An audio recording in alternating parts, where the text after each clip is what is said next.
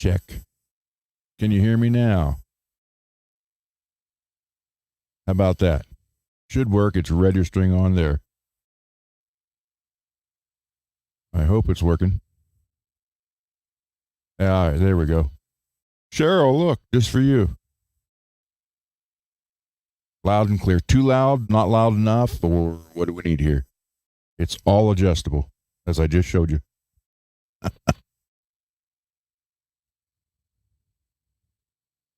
Hey, everybody, what's happening? Why is my phone keep wanting to stop charging? I think my cable here is going bad. There we go. Volume is much better. Good. So, wait a couple more minutes. Hey, Brian. Wait a couple more minutes and we'll go back to the top and I will give a shout out to everybody in here. So, yeah, I do have an unboxing from Puppy. He sent me some pickup. I think 2 sets of humbuckers, so it's before total. So that's pretty good. Hey, Mr. Mick.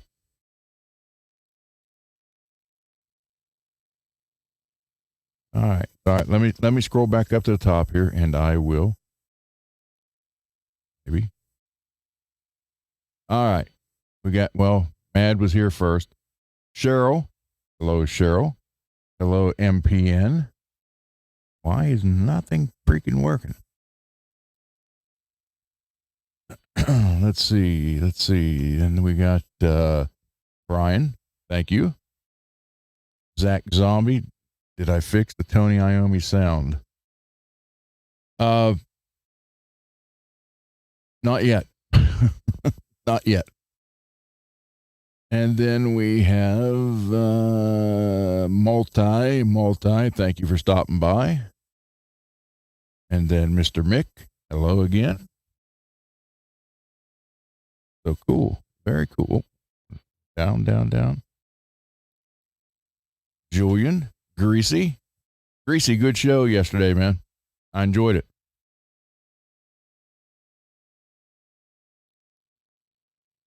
Very good. Now you got to come on here.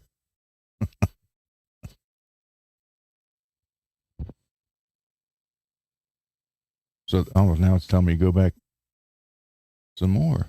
There we go.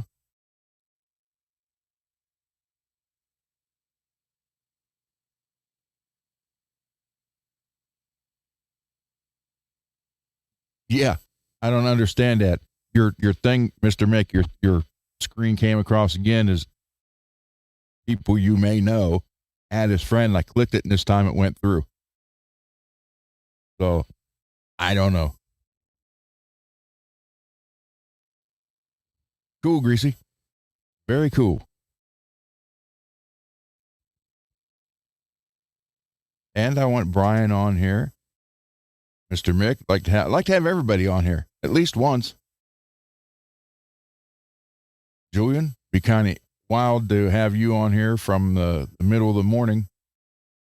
You're what, 6 hours in front of us? 5, 6, or 7? I don't remember.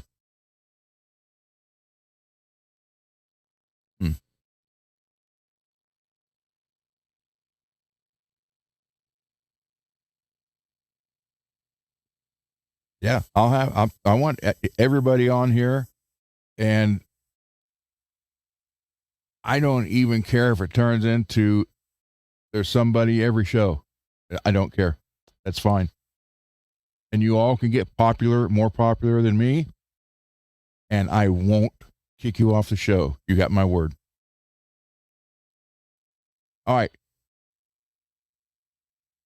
I checked the wires. Okay, so you are 10, 11, 12. You're 5 or 6 hours. Tell me if you got, I'm not going to play this, but tell me if you guys can hear this.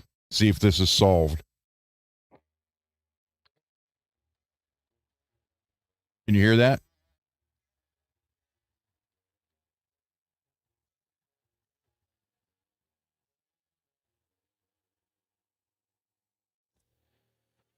I guess not. But what the crap? That means the guitar won't play through there either. I don't know what happened. It makes no sense why you can hear the mic going through there, but yet anything else I put through here is still registering the meters just like my microphone is, and yet you can't hear it. I don't get that.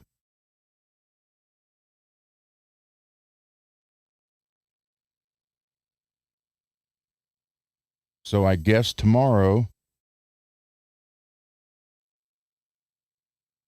I'll just unhook all the wires and start from scratch.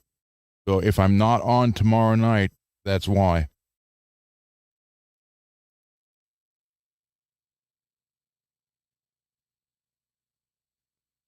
I have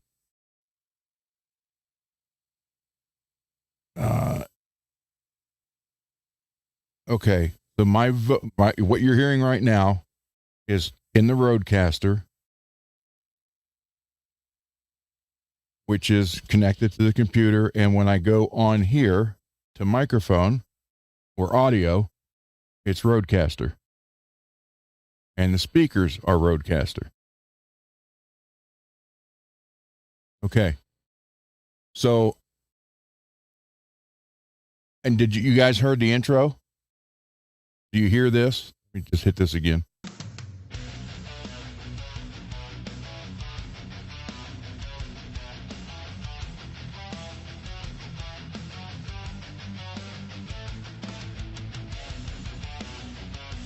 Okay. So you can hear that. And that's registering through here also, but you can't hear that. You don't hear anything there at all.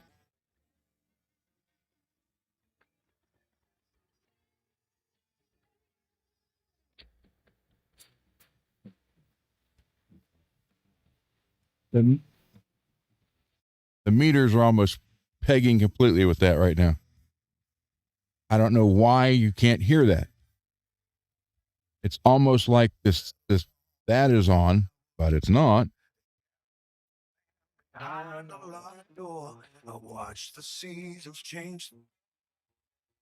Okay.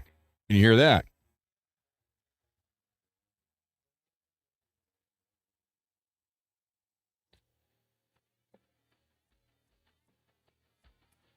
You hear that music now?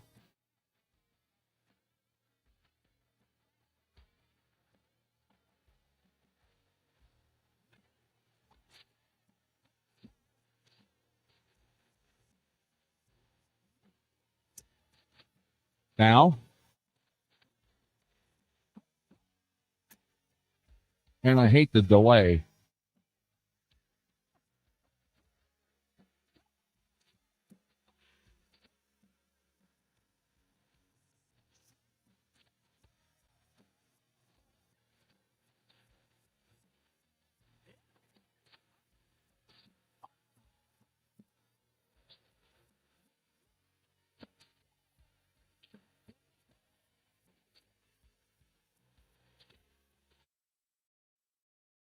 I don't get it.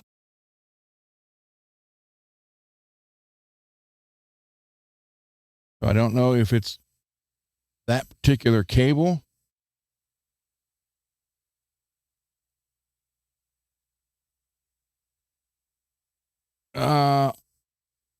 Audio input is my Roadcaster.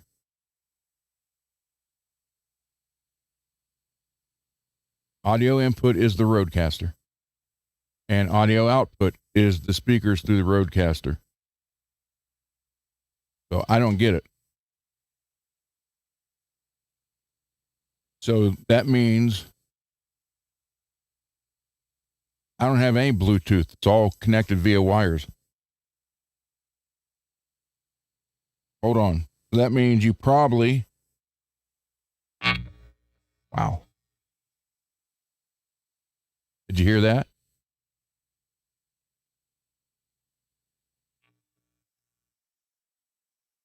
That's registering on the meter on the Roadcaster. Can you hear that at all? You hear this? Okay, now that makes no sense whatsoever. So that's telling me then.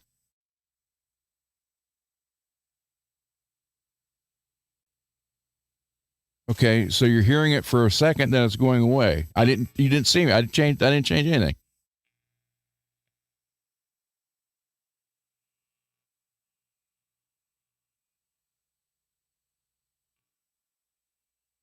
Hold on.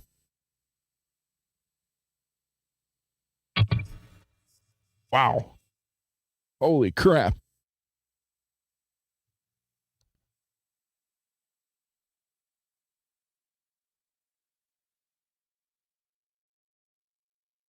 Yeah, so did I. Okay, do you hear that?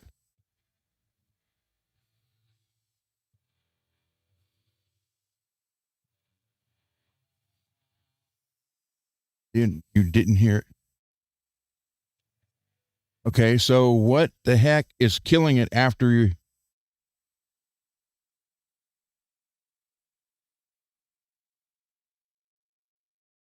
Tomorrow, I'll take it all apart and go from scratch. If I am not on tomorrow night, I will try to be, but if I am not on tomorrow night, it's because I don't have this working yet. So I don't get it because I'm not touching anything on here.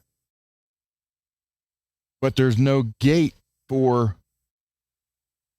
the only gate is for the 4 mic inputs. So you have 4 mics. I'm on mic 2 right now. Mic 1 is the Shure mic. 3 and 4 is open. And then you have the USB cable, which is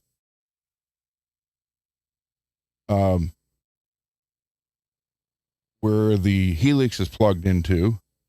And then you have the telephone, which you can plug into the back. And that's also plugged in from the Helix. This is how it's always been. It just changed the other night so it over.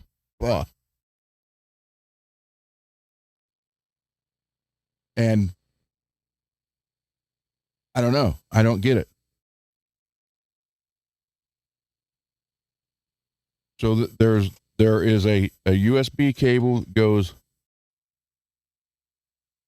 from the Helix to the Roadcaster, and then I had to buy a year ago the 1/8-inch jack that goes out of the back of the Helix into the phone jack on this, which is what you should be hearing. It's what you've been hearing me play guitar on for all this time.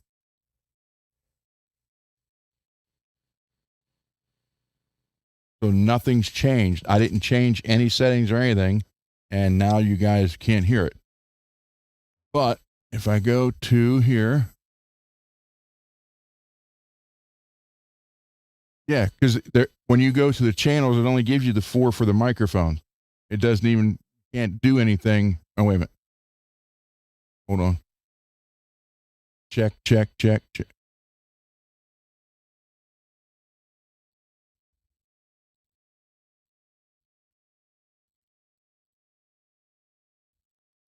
Okay, that is all the way up.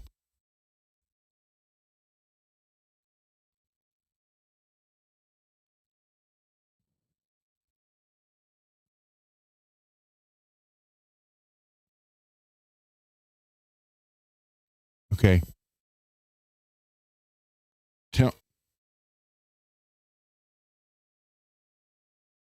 Hold on here.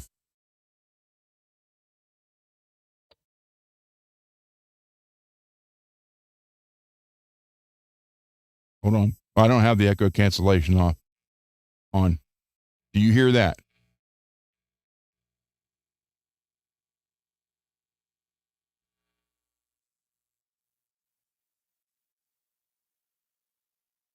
Can you hear that? Oh, okay.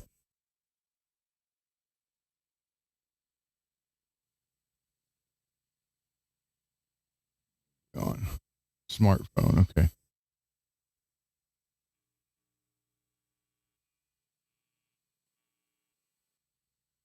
Advanced.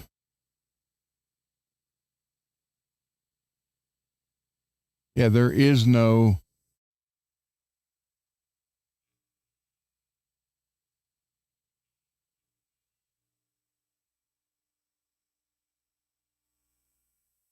You don't hear that at all.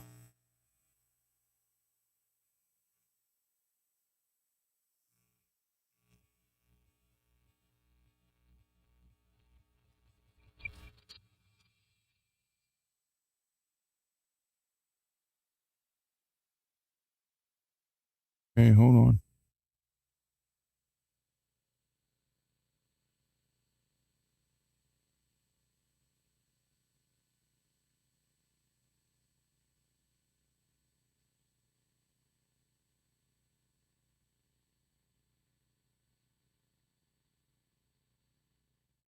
Okay. Hold on. Now let me try. Do you hear this yet? Again.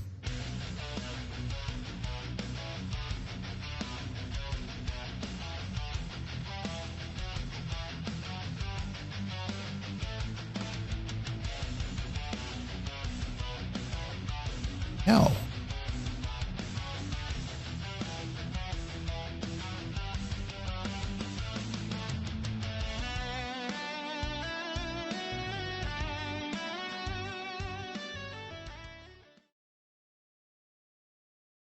Okay, so you can hear that,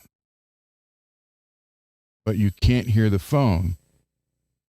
So that's telling me then it's got to be the cable for the phone. Which was now what's that? Oh.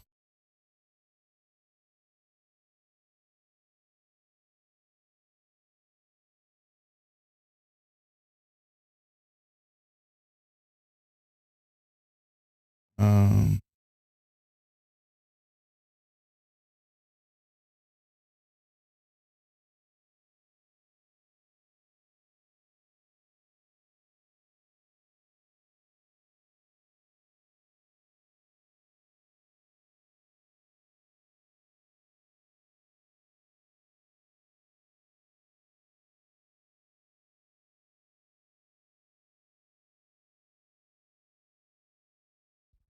okay.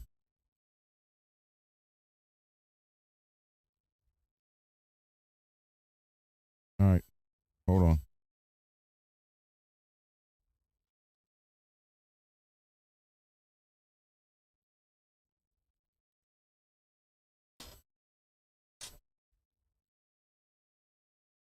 Okay, you guys can still hear me, right?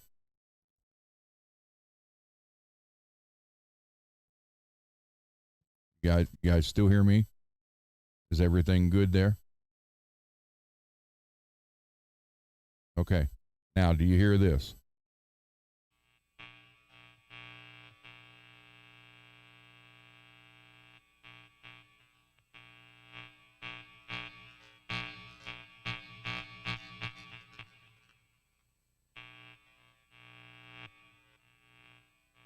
Okay.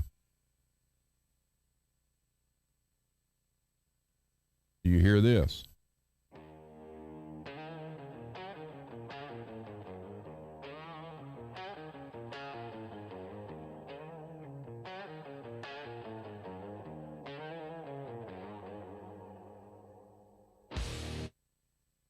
Okay. What it was with the AI noise reduction, the stereo audio input was not working with the AI noise reduction. Thank you, Brian, for helping me figure that one out. I didn't have it up very loud. That's probably why you didn't hear the music that loud, but at least you can hear it now. Okay. All right, so we're good. That's working. Finally. Because I was ready to tear this thing apart again. Okay, now, thank you guys. Sorry you had to go through all that, but thank you. That's 21 minutes into it. We didn't really do anything except get the sound fixed. Somebody play the intro again. Oh, let's start over. Somebody the other day, hold on.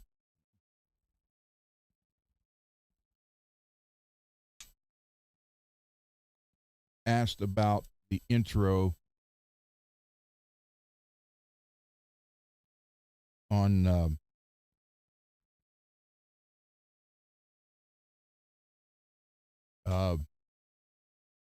Devil's Blueprint. Okay, so can you hear this? Can you hear that? Yes, the speakers are off, Peggy. Thank you. Do you hear that? I hope. Yep. Okay. Somebody wanted to hear this. Well, I got it low. So, but this is the baritone, and it is a Chapman. I couldn't think of it. So someone asked me about it, and I'm going to just do the intro part with the song and show you guys. I think I got the song on here. Okay.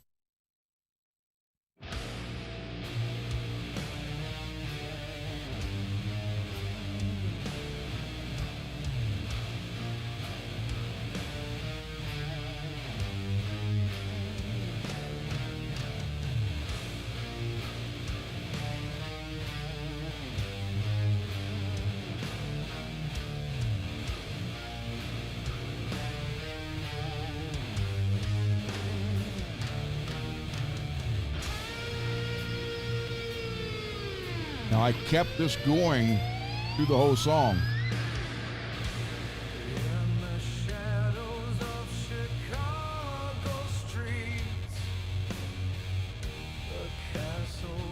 But it's blended in very low in the background.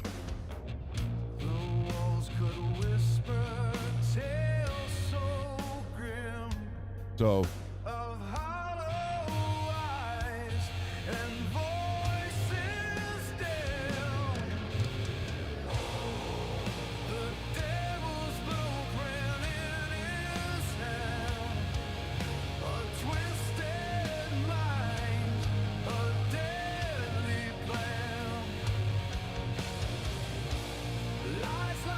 then when the hold on.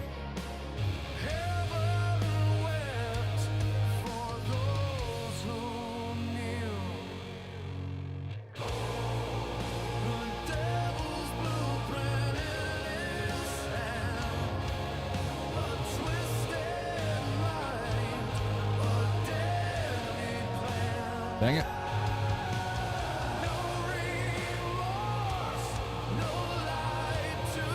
There is a this is like very buried in the bottom. Then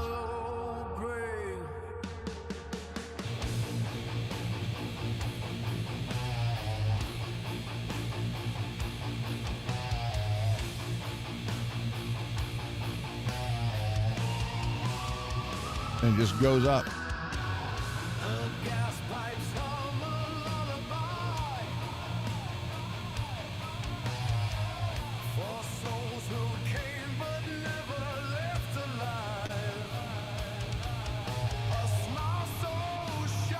So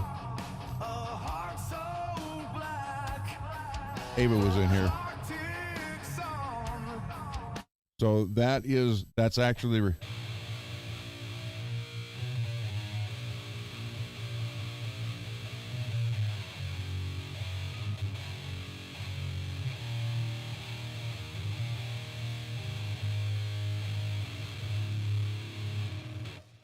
So that's it. But I kept, and actually, and he really took it out a lot. But pretty much through the whole song, even when you hear, which I do on this, and then the regular guitar, then when a lot of times when it goes to,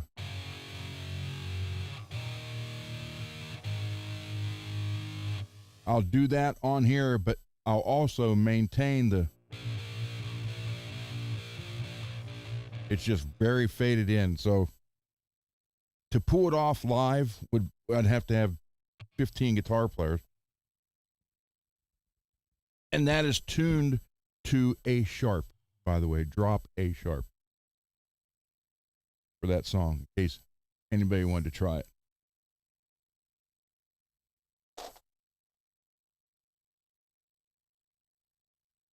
So, okay. All right. We're good. We're good. Shut this off. Okay. All right. We're good. Oh, yeah. Oh, yeah. Ava come in here and got in front of the fan, and her hair, she's still shedding like crazy, her winter coat. And it's almost impossible to wear black without the rolling sticky thing. So, I have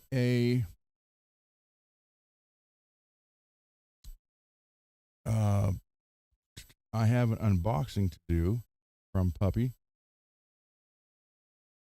Let's get into that. Switch cameras over there.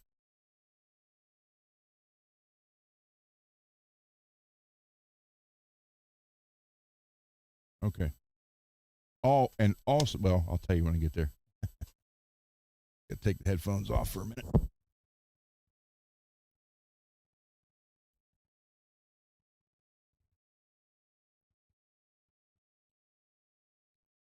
Okay.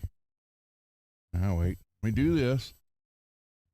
So I have my list, everything I need to do before I start the show, and it didn't work.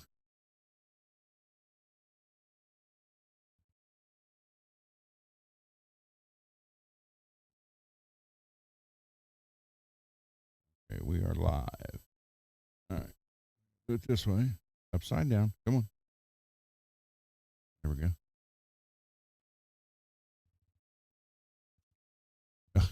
You're kidding me.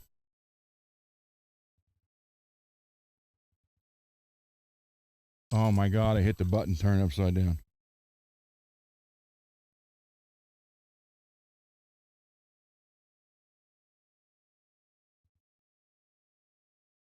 Okay. All right. We are there. Oh, that's top message live. Oh, there we go. Okay. Okay, so look what I got running again. The printer is now connected to the computer, and it's not making the mistakes, and it's printing everything out. And they had another update today that finally fixed it. So they hardly had any updates at all. Then they went through 7 updates in about a 4.5 week period. So the kit, I'm going through trying to figure out everything that I have for the kit. So you will get 2. Obviously, you'll get one of these. You'll get spring spreader.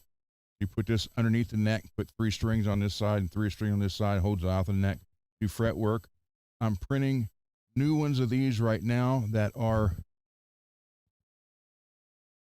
they're closer to this size. So you can see the difference. So I enlarged them. So I'm printing 3 of them right now as we speak. They should be that size. We're awfully close and not just little like this one is. So you see we're making these. And since it's going to be a maintenance kit, you guys, That's a stone finish. Kind of neat. So the whole kit, whoever wins the big kit, will be all the same color. We're not going to have the mixed up colors. So again, you will have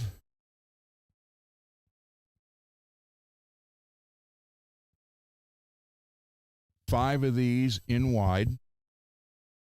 You'll have 5 of them in medium, 5 in extra wide,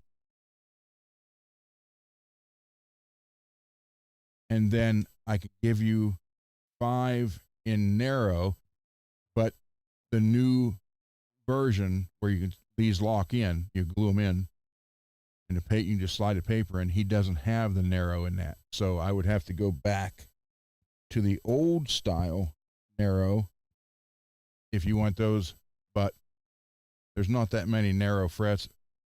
I think he figured out medium and wide cover probably 90% of the guitars out there, and extra wide, which is more like bass players, stuff like that. So you'll have 5 of each. So you can put 5 different types of sandpaper in each one, and you don't have to worry about changing it, which Mr. Mick can tell you that, how what a pain that was compared to the new ones. Now you can just throw it up and drop it in, and you're good to go. And you'll have that, 2 of these, knob puller, 1 of these, either 5, 10, 15 or 20 of these.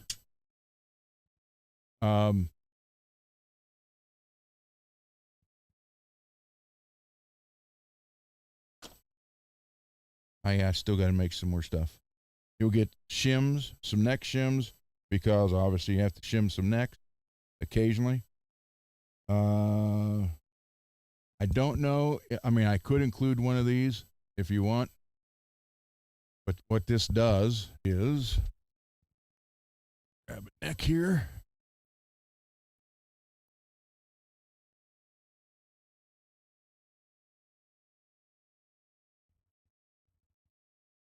Dane's neck's covered. I can't show that one.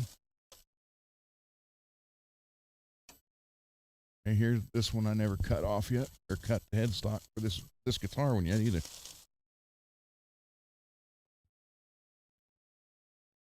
Come on. Oh. So what this is you can put this in here, and then depending on what tuners you have, drill there or drill here, or you can do the stud like the Fender style that just have the 2 studs, and there's 2 different positions. So this is like a universal fit. That way you'll have the same screw, same location all the way down. So I guess people do change tuners a lot. So you'll probably get one of these too.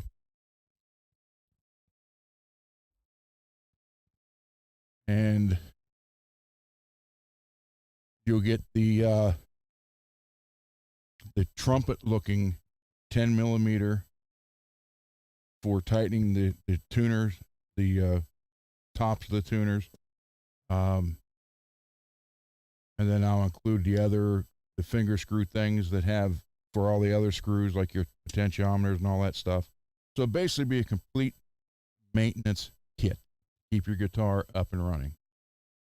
And I'll even include a new bottle of the Lucas gun oil. You guys will be all good to go. That'll be the big maintenance giveaway kit. I don't know what all color it will be, or which color it will be, but it will be a, there's more stuff too. I just don't have it made. What I did have made, I sold. So.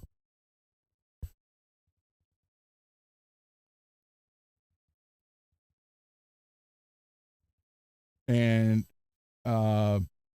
is Lewis here? Zach, hey man. Lewis and Mad, your boxes got dropped off today. So All right, this is from Puppy.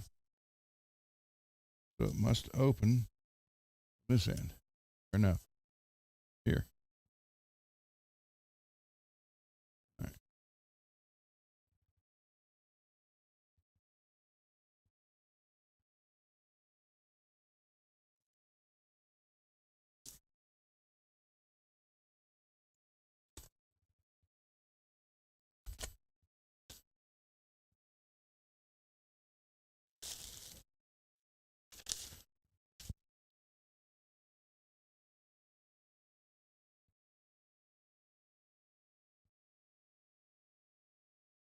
Puppy said, here are the parts I told you I was sending you. Please let me know.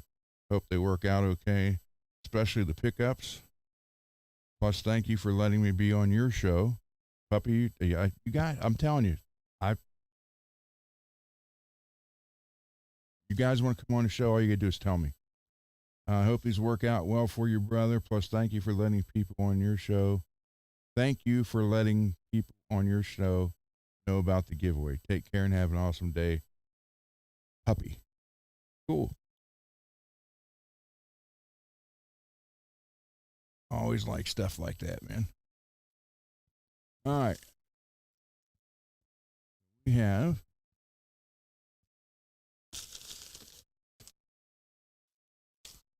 oh.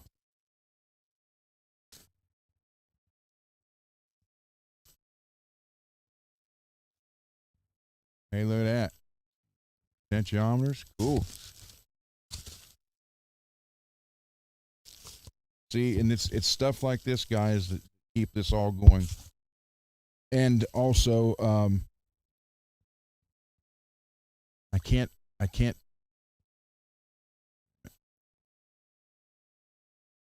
say anything yet, but it looks like some other stuff is going to be coming. So there's two.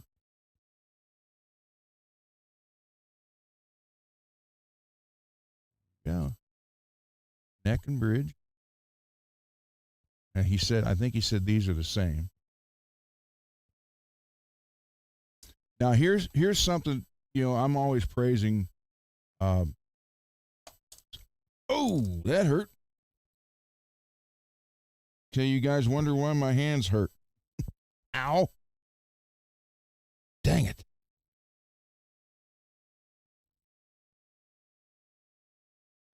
I ain't doing that again. Right there. Razor blade. That's why my hands look like this, because I just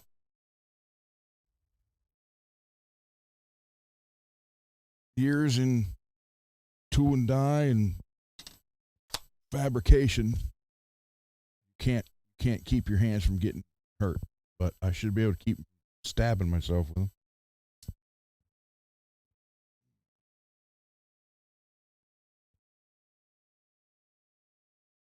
Yep, same thing. Okay, we got two sets of these. That's cool. And again, everybody, all this stuff gets used. And oh my God, I should go to the emergency room. Show you how real men deal with this. Anybody that's ever worked in a garage and on cars, you know how to do this. This is what we did years ago. I couldn't tell you how many cuts I super glued together, then put black tape over them.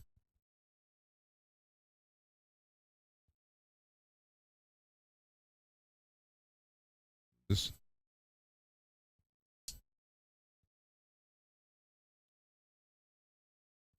So I'm not going to super glue that together. It's just it's not sliced. It's just a puncture. But I'm telling you, if you guys worked in a garage at any time, there you go. That was your Band-Aid at the garage.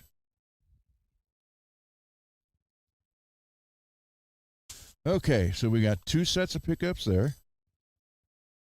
We got 4 brand new pots. 500, 500. Cool, 4 500s.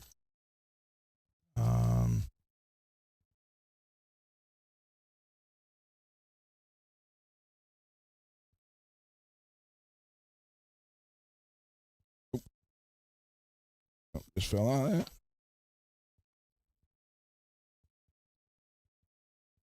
Okay, some screws. Is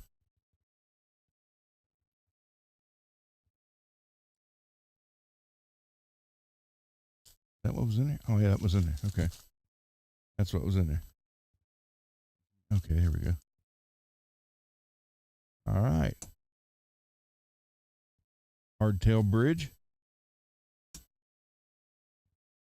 We got here.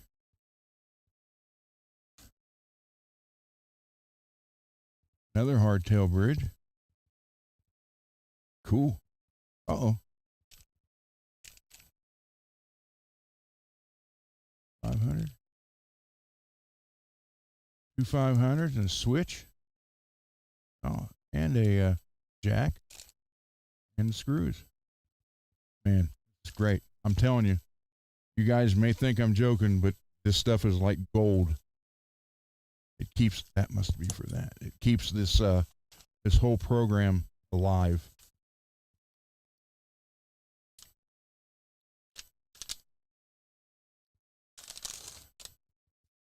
Oh, there we go.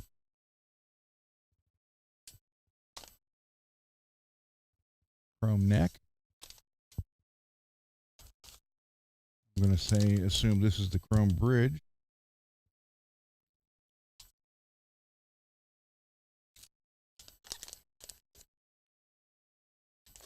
Oh, I'm going to mess with that because I can't get it.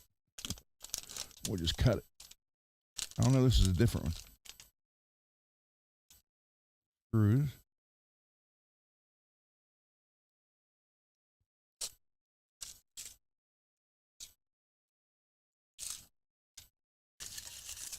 Bridge.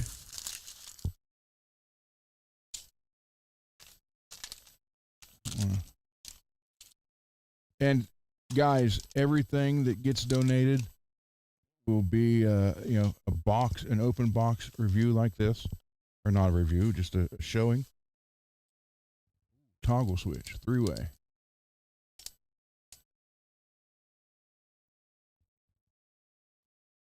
Good, good, good.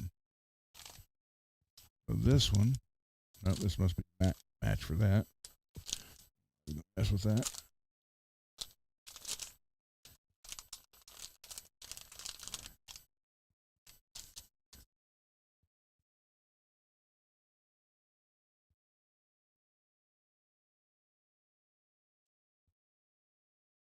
I'm telling you though, it really, and you can ask my wife, or she's the one that knows more than anybody because she's here with me all the time. Yeah, that's the, right, yep. Oh no, bridge. Oh, 2 bridge. 2 bridge there. This is a neck. I had a hard time. So honest to God, I had a very hard time actually coming out and asking you guys for donations. Because I started doing it on that other show, and I wanted to do it for about 6 months before I actually did. Then I, of course, had to get permission to do it because it wasn't my show. Another one of these, I believe.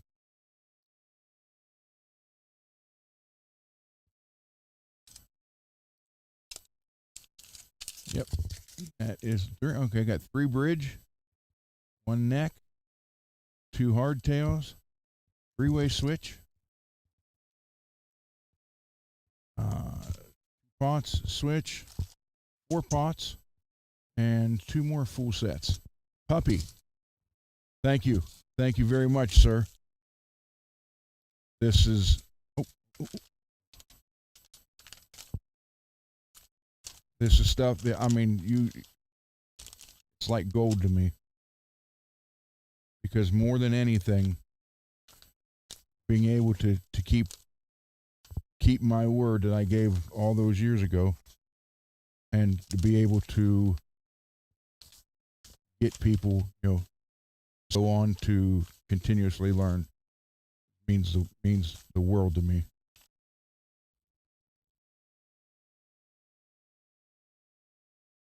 Because I actually was, when I no longer could afford to buy the stuff myself, I was like, don't tell me this is ending. Because by now, or by then, so many teachers, instructors, different music schools, different stores with instructors, and some high schools were calling me, said, hey, can you do this? Can you do that? And I was to the point where I was like, I don't know. I can't afford to do it on my own anymore, which I did for years. So, hey, Lewis. Lewis, your box was dropped off today. So you guys check your tracking number. I dropped them off at a UPS station, and then they'll pick them up. Well, I'm sure they're picked up by now. But so, Puppy, thank you, man. Dare I say? No, I'm gonna say good doggy.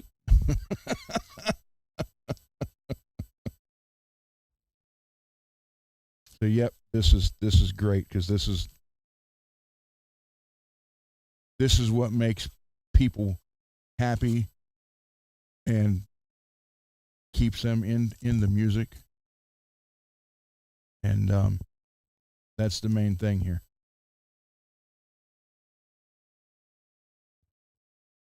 So thank you, Puppy. Thank you very much. Thank you, everybody who's donated parts. Seriously, it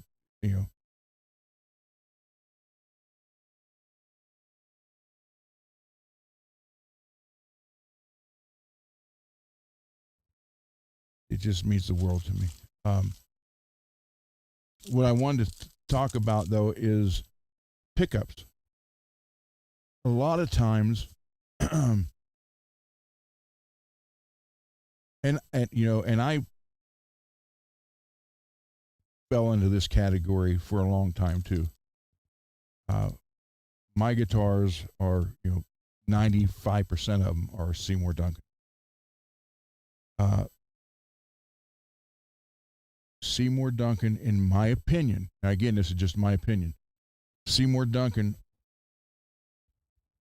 and DiMarzio also, they offer great pickups at a really good price.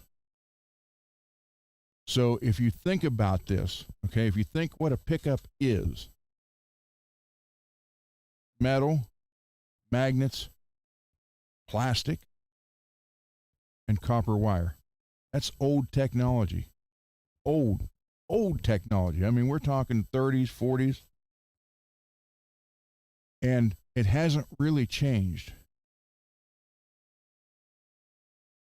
And I was one who didn't, I hate to admit it, but I was one, if it didn't say Seymour Duncan on it, or EMG, or even DiMarzio, I wasn't interested. I hate to admit this, but I'm being completely honest with you guys. Then it occurred to me, you know what? What makes this different? Basically different than Seymour Duncan or DiMarzio, okay? It's still plastic, copper, magnets. So what happens is the wind, and it's still 42 gauge copper wire. And years ago they wound them by hand. Now they have the machine that you watch and has a counter. But they're all basically the same. The copper wire on this, chances are, is the same exact copper wire that's on a. Well, okay. I did this too. The Lawler, the 2 Lawler pickups I have right here. And I did pay for these. They weren't given to me. They're in the green, the lime green Charvel. Okay. There's the price of each one of these. $190 each. Was I stupid for that? Probably. But I had ordered them and it took like 6 I forgot all about them when they finally came in. But that copper wire, I'm pretty sure, is not going to be any different than this copper wire.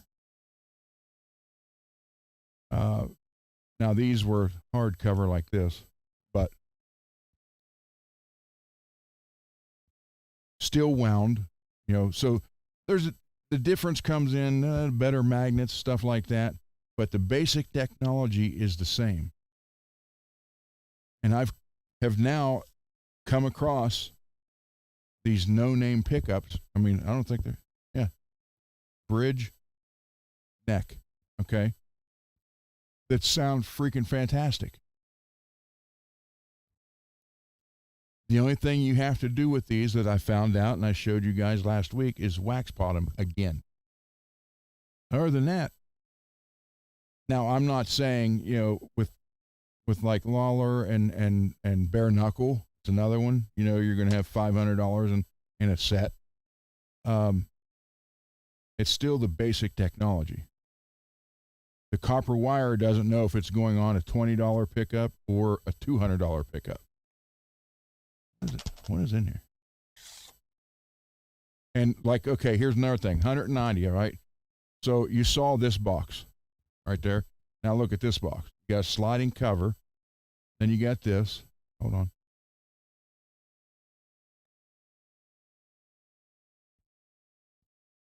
Here we go. Oh my God. And you wonder why I can't play solos anymore. Okay, so now we got this box. Check this out. So how much extra was that box?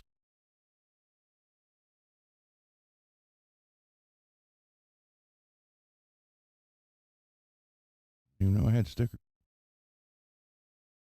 On a pick. A Lawler pick. I used the ones that was already on it. So I mean, yeah, you're getting stuff like this. Same way with Bare Knuckle. It's fancy. But some of it you're paying for the name. And DiMarzio, which actually was the first distorted, or the first humbucker in 1971 or 72, aftermarket, and then Seymour in 73 or 74. I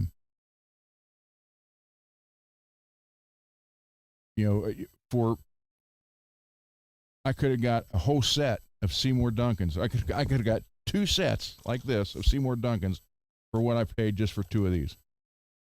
Now, are these really that much better? I don't think so. So that's the same thing here. I've heard pickups, $20, $30, $40 pickups that freaking sounded awesome. What are those? Well, I don't know. They were some no-name stuff.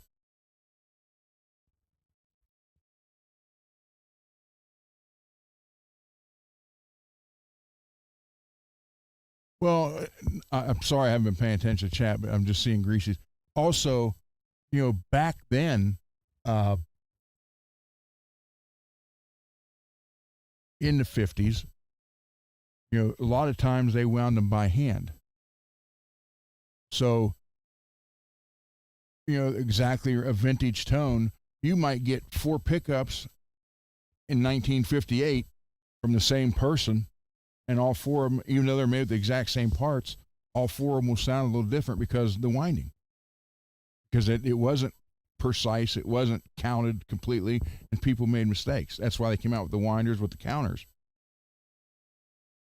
So if you have a 57 Strat and you love the single coil sound on it, You might grab another 57 Strat, the next serial number, same, next one in line. It might not sound the same. Well, they weren't very repeatable. That's the word I'm looking for. They weren't very repeatable. Now with today's technology and the newer winding machines, because I didn't have one. I had my winding machine I had was probably 10 years ago when I only did 3 sets, maybe 4. I don't remember, but it wasn't for me. And then the last set I had, which I did on Duncan Design bottoms, I just tore them all apart and changed everything. That's what went into Alex's Jackson Kelly. So he has the last set that I ever wound in his Kelly. So I know I did 3, possibly 4, but they've ended up on other guitars that I've given away to people.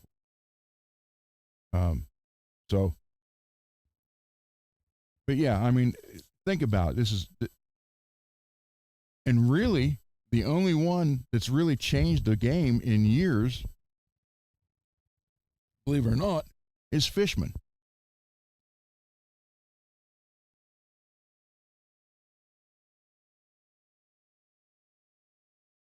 So, it's crazy. And when someone says, "Oh, we like you said, Greasy, they replicate that vintage tone. They replicate the vintage tone of that one pickup.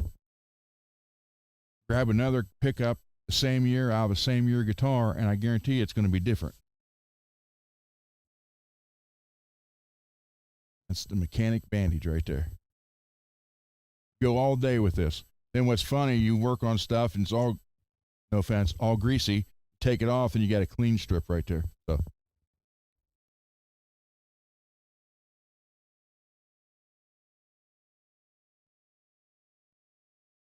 Not all the time, Peggy, but what I'm saying is that it is more repeatable today than it's ever been. And companies like, I'm telling you, I don't see a difference in these compared to a set of Seymour Duncans or even DiMarzio's. And I don't have anything against DiMarzio's. I just don't like their sound.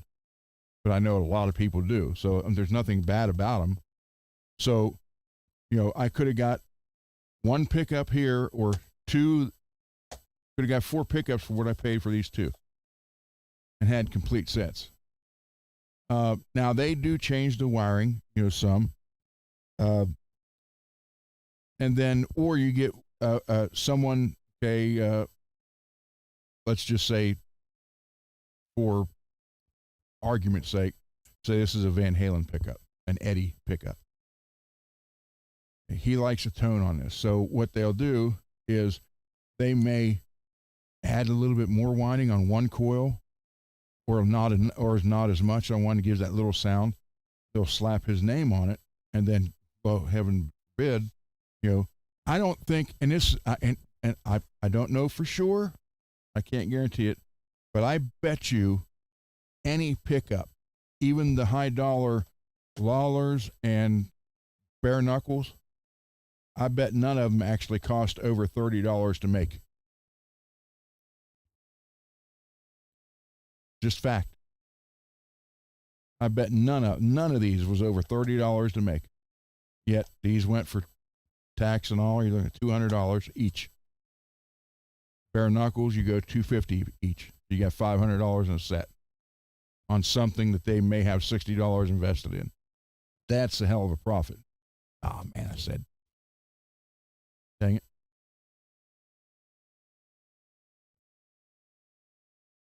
So what I'm saying is it's pretty much, this really hasn't changed.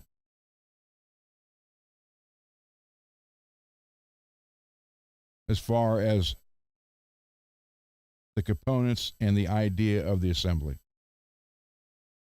But what a lot of people don't realize is this stuff makes a difference too. Even, and we're talking minute difference, but it's still registered if you have it on a scope. Different wires are going to sound different. different pots are going to sound different. It all goes into this, makes this sound. All right, I'll get off my soapbox now.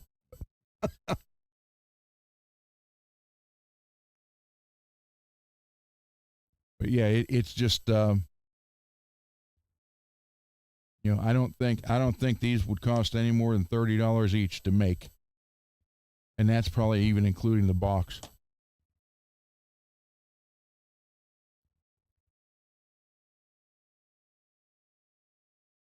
And I think, in my opinion, these really don't sound. I mean, I'm almost 100% sure that I come up with a combination of my Seymour Duncans that I already have that sound just like this.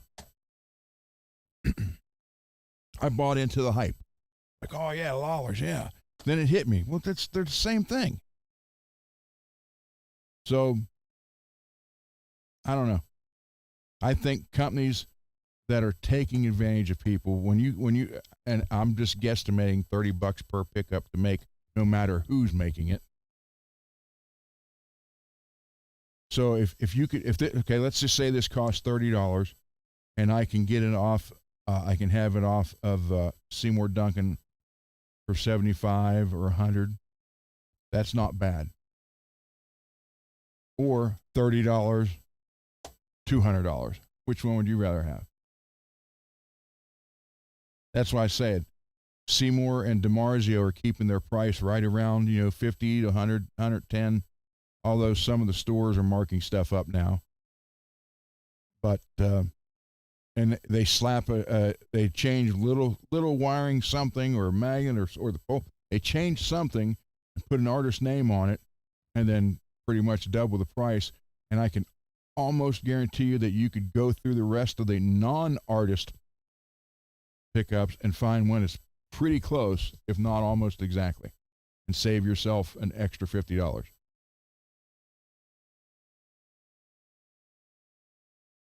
So that's my spiel on pickups. But all these will get, well, except for, yeah, this one too. I just have to wipe it all off. There's no wax on the bottom. So all these will get wax potted, along with the two white ones that's going in the giveaway guitar. Puppy, thank you for this. And the guys, when I say donation, it could be just this, or just this. That helps. Or it can be, the matter of fact, the very first person to send me a donation was Greasy Monkey. And there's a video of that on here, and the box was like freaking big box. So I'm not asking for anything in particular, any brand or any amount, just anything. Because I can put all this now in the boxes, in the cases, and I know I got 2 bridges for hardtail. Now I got what, 3, 4, 5, 6, 7, 8 pickups, 4 new pots, a new switch. Well, technically 6 new pots, wires. So it all works. So thank you guys. Yeah. Plus, Greasy also donated a Celestion Vintage 30 speaker, which you know how much those weigh. So yeah, it doesn't have to be, like I said, it could be one thing or whatever. However, it doesn't matter. I have these. I use these kind of containers. And here's one with, these are, I made these too. Oh, that's right. Here's something else. See, like guitar screws. I made these. These are for mic stands. Hold your cable. Big ones. Then smaller ones. Here's a thing I made to hold a 9-volt battery in a guitar. You were converting to a active. So what I do is end up putting, I'll separate all this and put it in these bins. Then I mark the bin, and then I know I have everything and where it's at. That was broke. Okay. So that's what happens with all the parts. They all get organized in a bin, and if I say, hey, I need pickup screws, I flip up, there they are. If I need pots, I open the one up with the pots in it. So it all works out, and guys, thank you so much. Pickups, I put them on a shelf. I have a three-tier shelf over there. So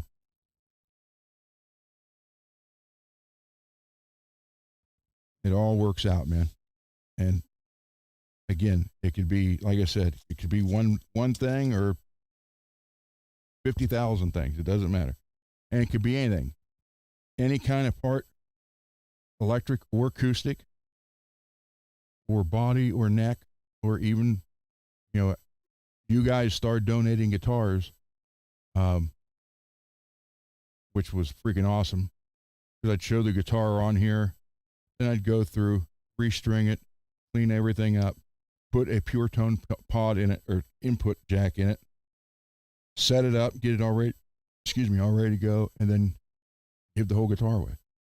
Greasy donated a beautiful Gibson that everybody thought was a Gibson, including the Gibson USA case. Rich donated Rich donated a Epiphone Les Paul hollow body, only made for 1 year, Korean. That was gone. So Torsen, the Telecaster, the black Telecaster, one Strat. Yeah, it's great. And I appreciate it so much, guys. Thank you for everything. Like I said, and here's the best part even when I was paying for the parts, I didn't charge for them, but with everything donated, fixing these guitars or giving them a new guitar or another guitar new to them, there's no charge, no nothing. It's just to keep the music going.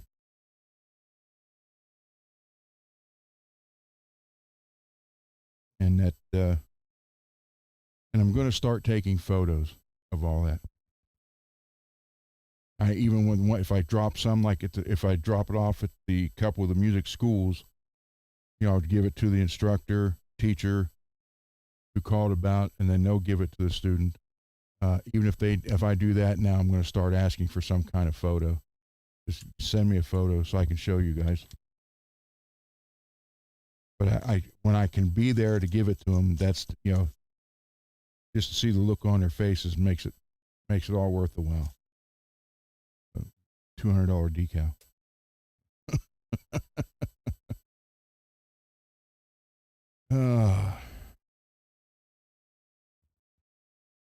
Hey, David. David is sending a box of parts. He sent me some photos today. Thank you, David. So all this stuff, and once I start getting the build up, I will show you. Well, I'm good on knobs and strap buttons. Okay, look here, I am good on that.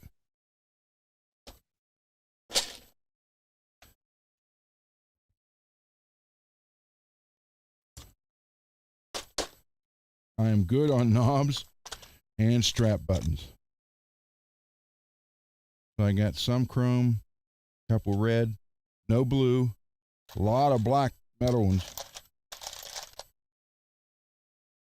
But this is what happens. Everything kind of gets separated like this. Like these are like black chrome. These are chrome. And then, or they'll get this like style. You see the difference in style? Different length springs. These are not Floyd studs. These are the Chinese ones. But then somebody had sent me 4 of these, which is kind of cool because they actually got like a little grip rubber band kind of thing around the top of them. So I keep all 4 of these together. There's a couple saddles for these type bridges. This is what happens. I take all this stuff. I got a ton of these containers, and I just go through and separate everything. So what I'll do is when they start getting full again, I'll show you guys so you see where it's going. This stuff doesn't go on my guitars. My guitars I do myself. This is all for the project, program, or whatever you want to call it. I don't know. I never did know what to call it. I just called it paying forward. So, Puppy, thank you. Thank you for the notes, sir. By the way, I saved these notes too. And also, here's what I ask people, which I did not ask this to, I don't think I did. Maybe I have. But now granted, screws and springs and stuff, I don't know where they came from, who gave who, but like the pickups, Torsen sent some Floyd Roses, stuff like that. I'll tell people, hey, yeah, I did the work, but I was able to do the work because these parts were donated by, and I asked people, hey, do you want me to say your name or your YouTube channel, whatever? So that's how I do that. Some people say no, just don't worry about it, and some people want, so yeah. I have no problem either way.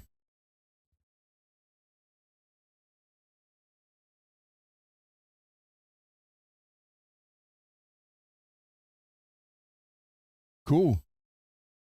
Yeah, Lewis. I never got into giving amps away, but I have noticed that I mean little amps, little. I have noticed that. Now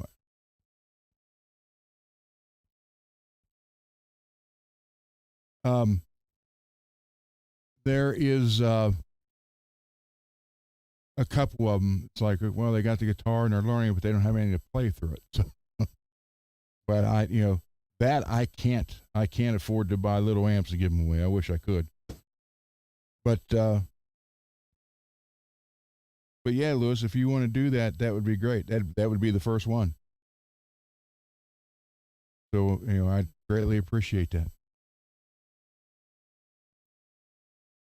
I've even looked on MacBid for some of them, because on MacBid, which I'll show you,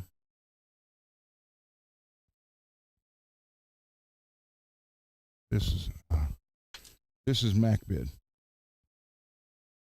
and there's some in Texas now, by the way.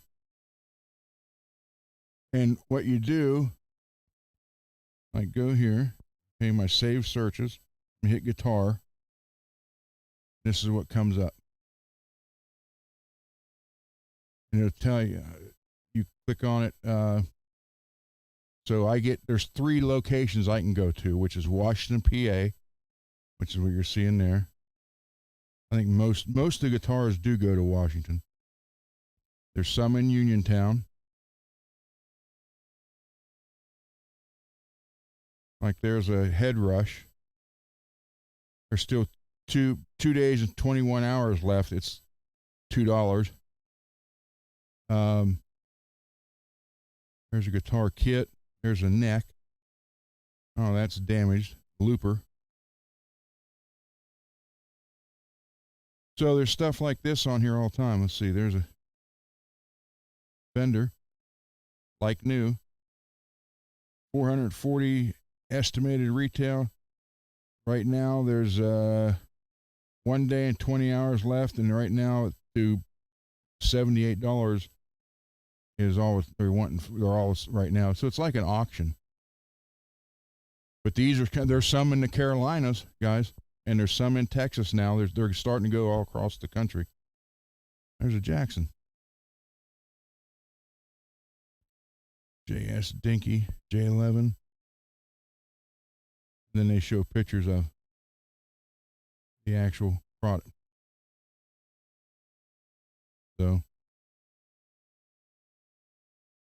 So I watch stuff like this, and you know, 'cause sometimes you'll see it'll be a electric guitar. Now there's a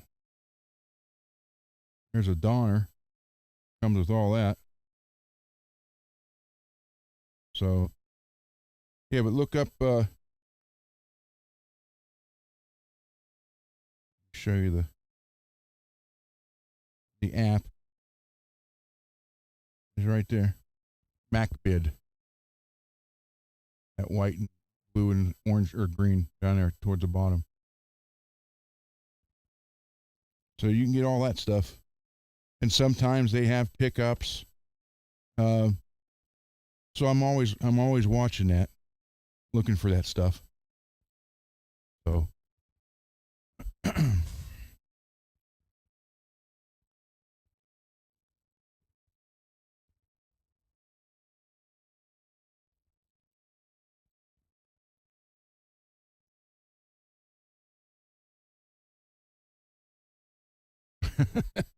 strap buttons and screws. Thank you, David.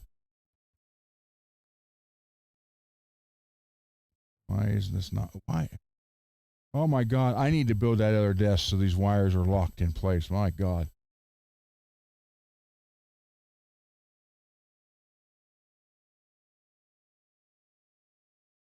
Yeah, thank you, Liz, very much. Thank you, David. Thanks to everybody. Seriously, thank you all. But I will say this. I will put this out there. If anybody knows anybody, now let me change cameras, in Japan, if they can get the bottle, or it's actually, hold on, I'll show you. It's called Noise Hell. And as far as I understand, it's only available in Japan.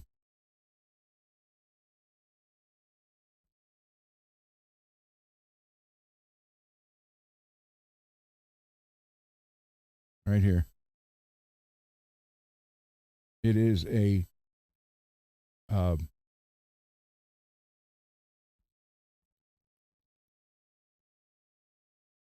globalfcgtokyo.com. Shielding paint to block out external noise. I heard that is the best, and I cannot find it anywhere but in Japan.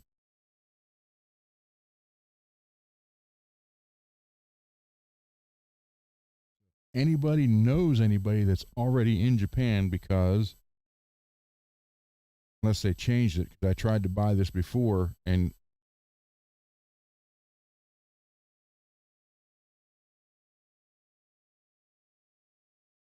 Noise Hell. Specifications, downloads. Okay, Noise Hell manual. Freedom Custom Guitar Research is the company in Japan.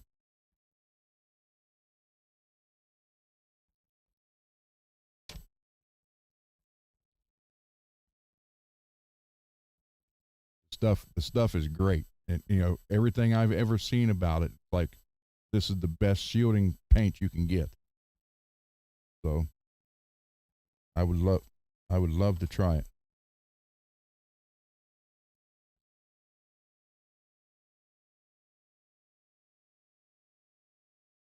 Dang. Mr. Mick. Can I show this? Can I show this?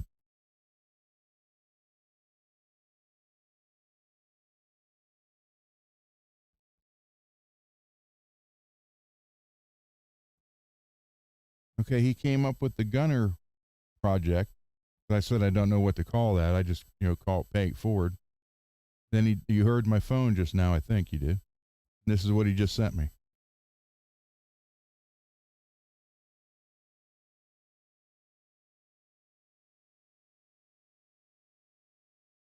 Could that be a new shirt and hat? That is freaking awesome. Mrs. Mick.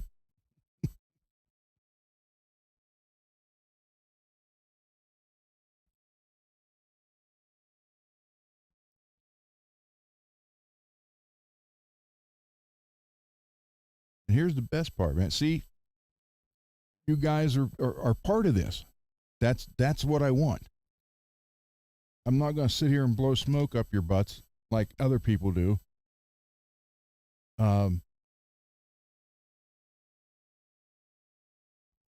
yeah, and here the shirts and the hats are from Mr. and Mrs. Mick. I like that. I like that a lot. Plus, my favorite guitar company in there. Not to mention my favorite guitar designed by my favorite player.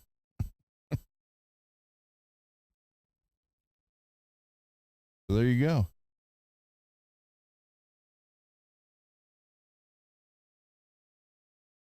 And that's what I want. I want you guys to be just as much as part of this show as I am. And I'm dead serious. If you guys have something you're working on and you have a way to be on the show,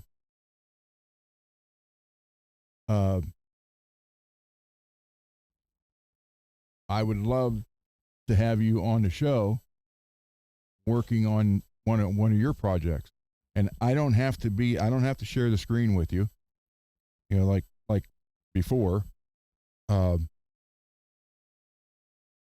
If you have something you're working on and you want to show what you're doing and how you're doing it, I'll put you on here and highlight you, so you got the whole show the whole screen to yourself. Yeah, I'm wearing one of the shirts though, and yes, it's been washed. I've decided that I do my own shirts that I wear all the time. I do get yelled at for that because I don't even know I couldn't even tell you how many shirts, hoodies, flannel shirts I have. Enough to a lot. And she's like, you have all these shirts taking up all this space and you wear the same 10 all the time. I said, yes, but I wash them every other day. So we're good.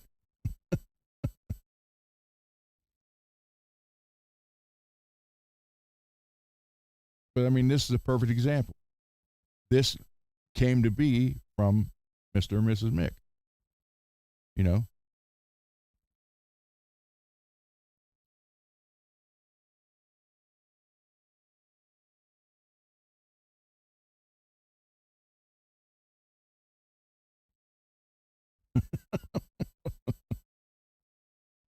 Yeah, I do love flannel shirts. I always wanted the all flannel channel. So, in case anybody doesn't know, that was a comment from Tim the Toolman Taylor about Al Borland, the all flannel channel, which obviously was making fun of Bob Vila, but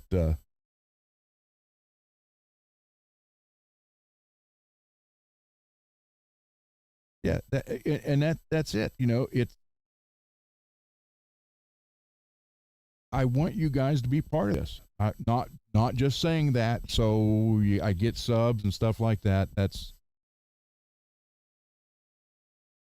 let's just say I'm now that I'm looking from outside in, where I had been for a few years. All I can say is, guys, I'm sorry. I apologize. Scroll up a little. Wait a minute. I get the Gunner Project. I like that.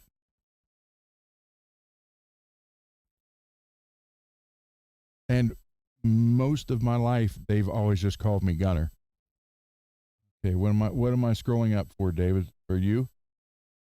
Something you said? You won't be talking or responding. I will be playing music you can't hear.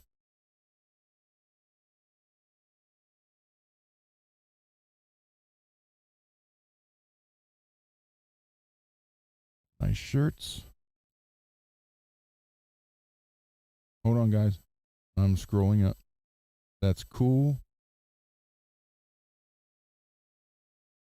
You are most welcome. I'm about to be great on strap buttons and screws for strap buttons. Good. Was that the one you're talking about?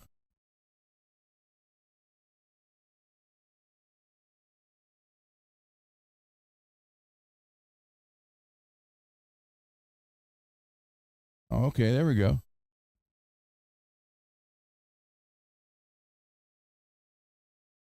Well, you decided. I said that.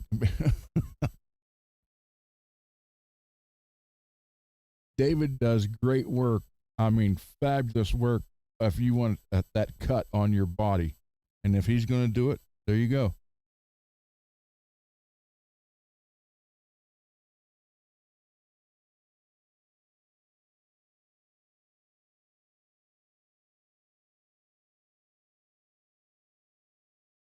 There you go, David. Yeah, don't be afraid to do it live. Can't do it dead.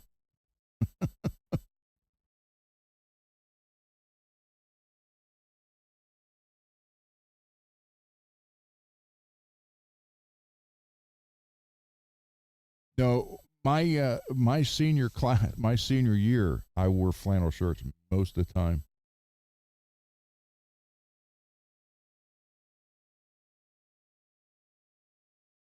Actually, oh, okay, okay, Uncle Raymond, I'll try it.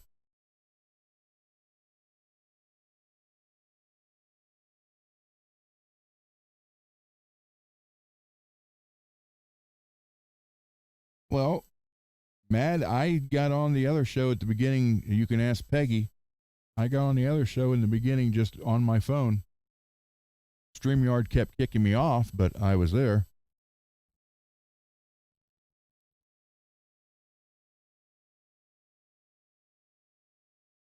Oh, and he will provide the new neck screws. There you go.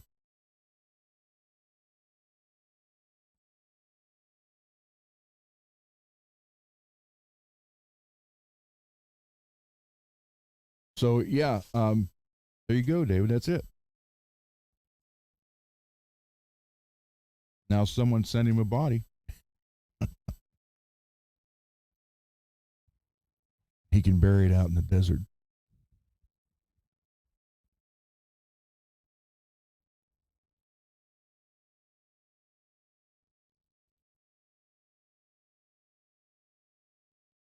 Yeah, I will look. Matter of fact, let me write that down, Raymond, so I don't forget.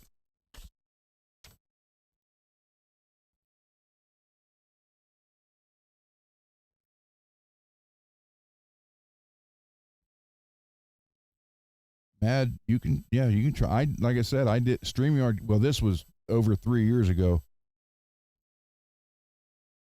and since then, StreamYard had been sold and bought, and updated. But I would be using the phone, sitting there, and I'd just be froze.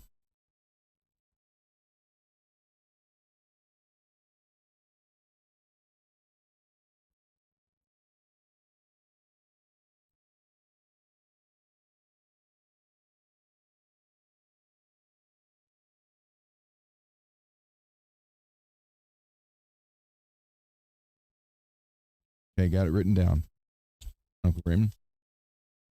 Thank you, sir. Derek is not in here, is he?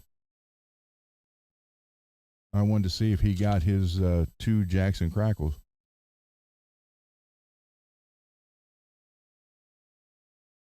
I wanted to show him this. I printed this out today. And it's the specs on that same thing he's getting. It's a basswood body, gloss finish, body shaped soloist, bridge, Floyd Rose, double locking tremolo, recessed.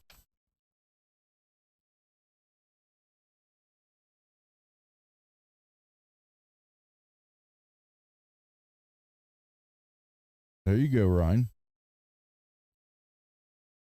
Bridge pickup is a Seymour Duncan Distortion TB6. Color red mercury. Configuration HH. Dome style knobs.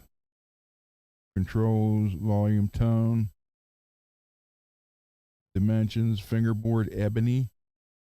Radius is 12 through 16. Fret size jumbo. Hardware is black. I changed all that to chrome. Jackson pointed headstock, 6 in line. Model name Pro Series Soloist ebony fretboard red mercury. Neck construction, neck through body. This is why I love Jacksons right here. All these soloists, every one of them you see here have this in it. Neck through body with graphite reinforcement rods. So you have your truss rod, then on each side of the truss rod is a graphite rod to help keep the neck from twisting and going out of shape. Love that.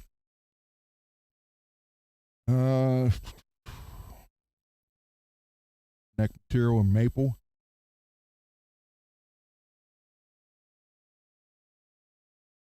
And we have neck pickup, Seymour Duncan Distortion SH6N.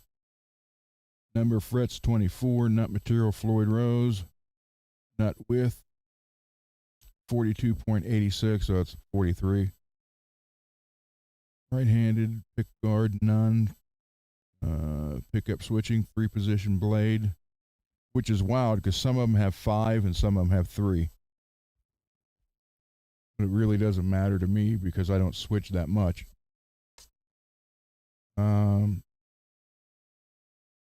Scale length 25.5.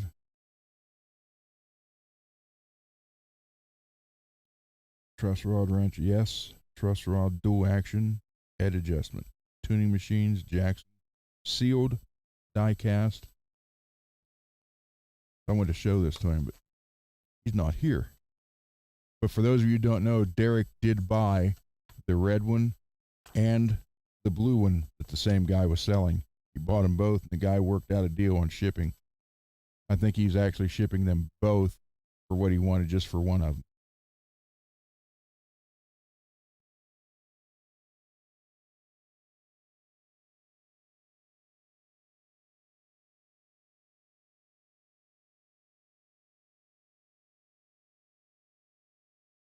Yeah, Ryan, it is a fun skill to learn. Like I said, I learned it, and I'm going to say 4 sets of humbuckers. So it'd be 8 pickups total. But it just wasn't for me. I'm more of build the guitar, not the pickups. Install pickups, but don't build. So I sold everything, unfortunately. But I bought it used, so I didn't have a lot into it. I think I pretty much broke even.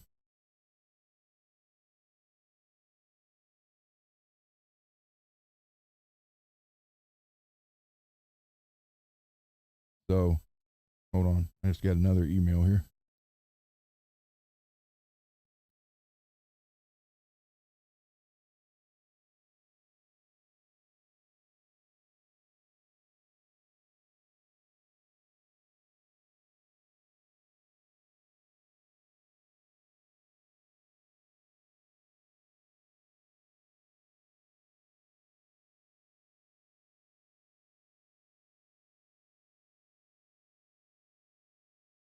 Okay. Well,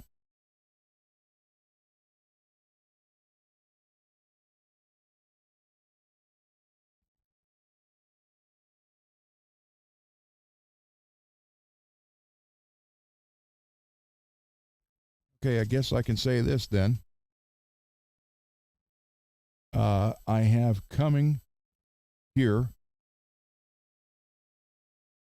the burnt chrome, aka looks like I'll show you.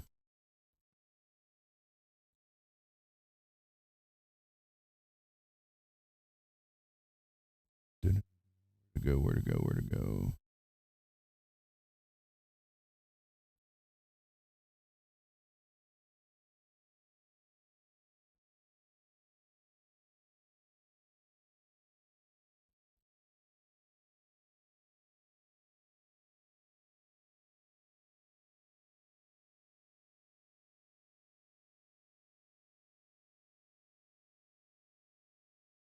Well, hold on.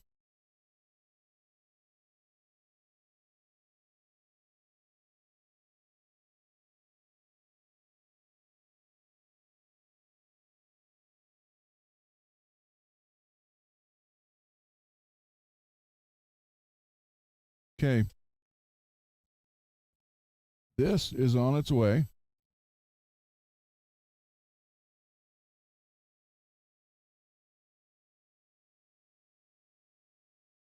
They call that burnt chrome. Got all the different colors, including pink. So that is on its way. And hold on, there's two more things.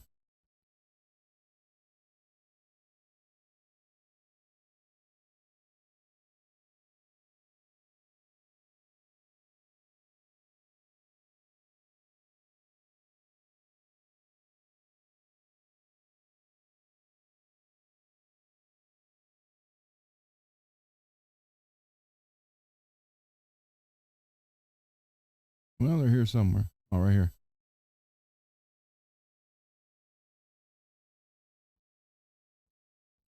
A complete titanium Floyd Rose saddle set and screws and block.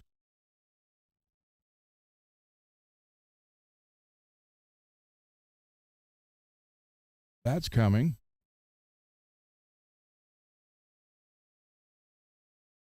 And one more.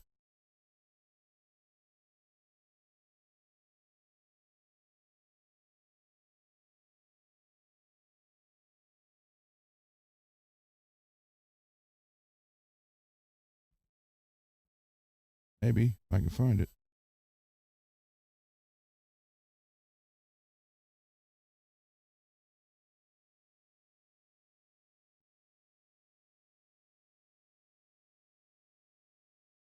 Guess I gotta go to the website for that one.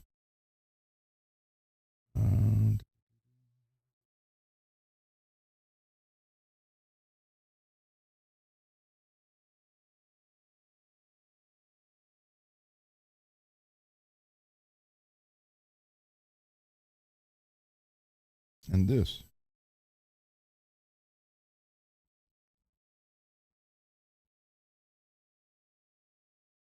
Which is cool because Billy, what you're sending,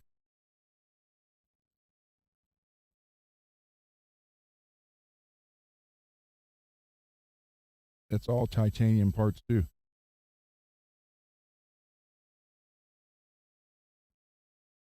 So that'll work.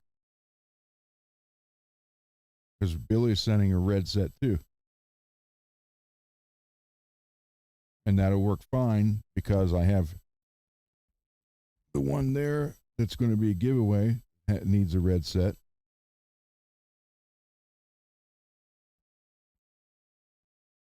So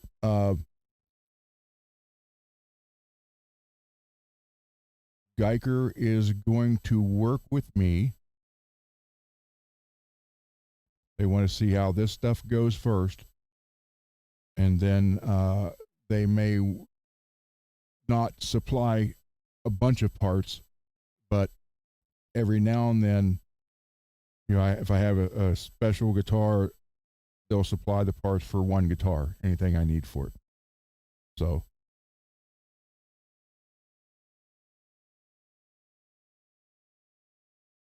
that's pretty cool. And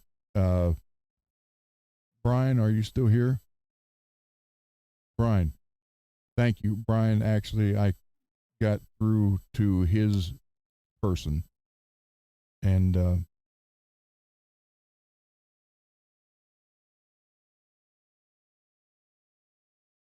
Well, I get it's weird because I sent that email and I got returned or got a message back from someone who wasn't your contact.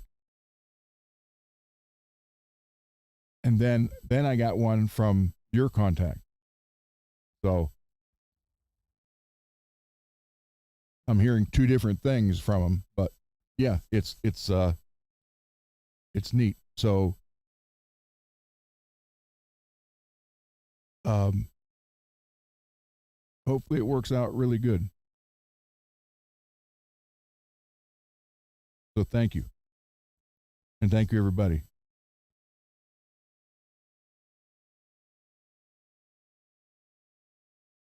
That's who I talk that's both.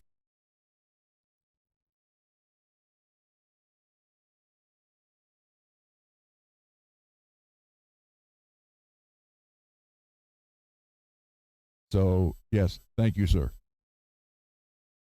But yeah, that will be I have a body over there that I'm going to paint. Probably some kind of gold and like a gold flake and go with those with the red stuff like that.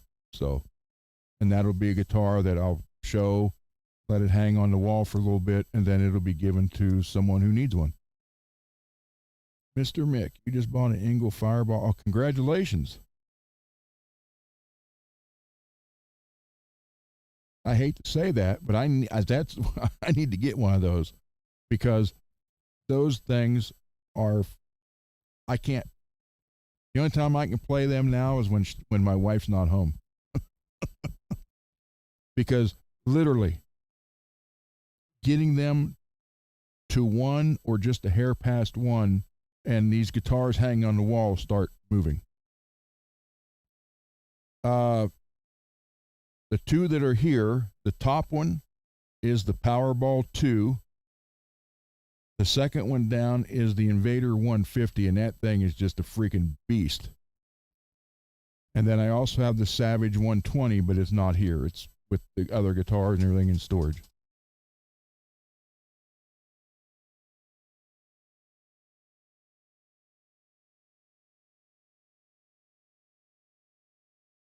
But yeah, I've been looking at those 25s, and that's the one that, if I'm not mistaken, it has all the simulation stuff in the back for cabs and stuff like that, and you can plug it into the computer and download stuff to it.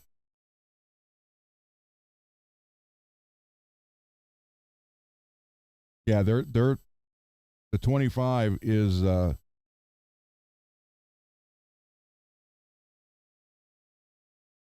out of all my Jacksons, do I have, and not anymore.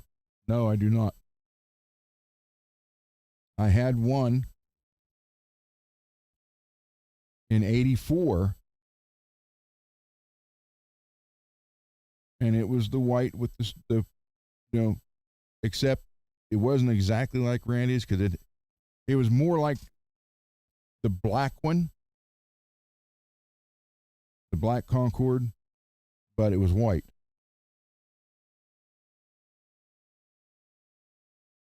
And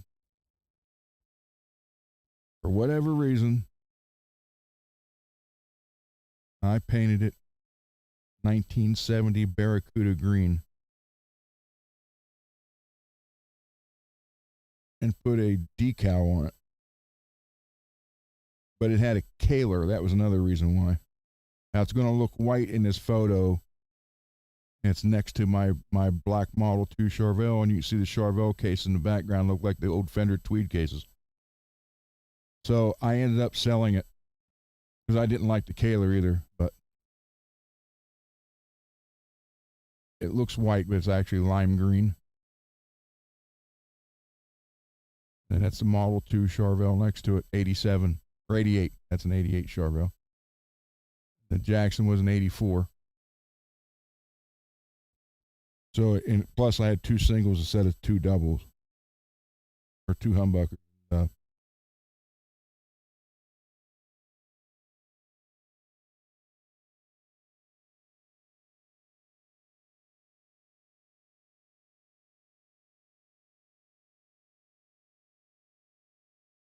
And there was my Twilight Zone guitar. Yeah. That was, there were two crate stacks.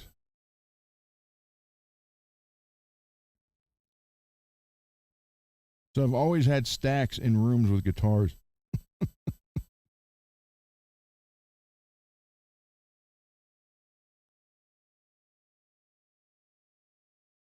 All right. Be safe, Lewis.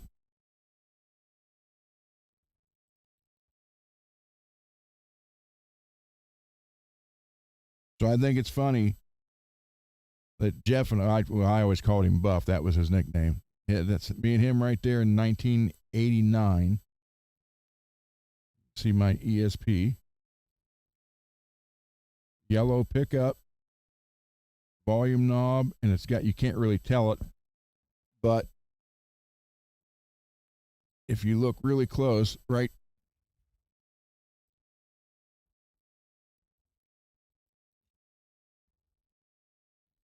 you look really close right here. Dang it, gotta get. That was a switch, DB switch. But MJ made that pickup. And it matched the guitar perfect. So that's me and him in 1989. And then that's me and him in 2025. And this is him here. He recorded a little for me. So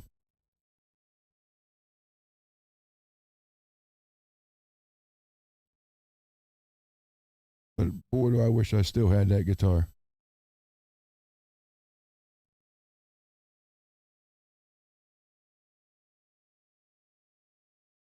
If I had the money, I would buy that one that's now $1,400. Spend about 6 months restoring it and making it into that one because it's a red, so I'd have to paint it that yellow. But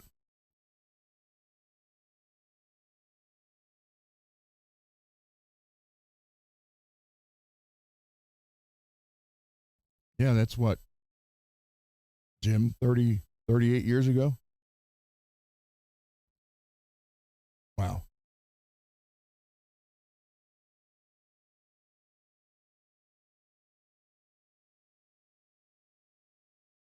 Yeah, a friend of mine, the day I painted that Randy Rhodes, that green, a friend of mine,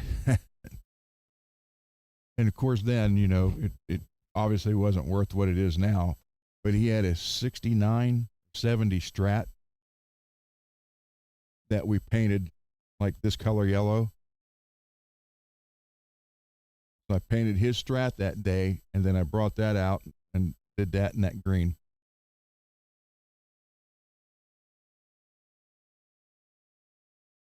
So I'm sure we ruined the value of that Strat, but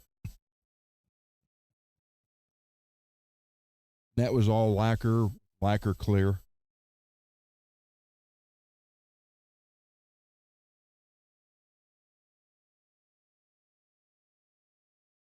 So that's pretty cool. You see my Charvel chair. If that thing just didn't crack and stuff when I move and all that. Yeah, exactly, Peggy. And that was 1986 that I did that for him. And that my Jackson. So that was more. It was what I didn't like when I ordered it. I ordered it with a floating tremolo. I did not know that. I just said floating tremolo. I didn't say Floyd. And Kramer had locked up Floyd. Now, I think I could have purchased one myself and sent it out there and had him put it on it, but I didn't think about it. So it came with the Kaler on it. I was like, I hate Kalers. You do a dive on a Kaler and the strings come out of the rollers, and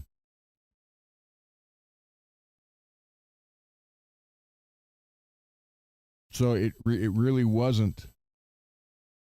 The shape was Randy's, and that was about the only thing. Hey, True, long time no see.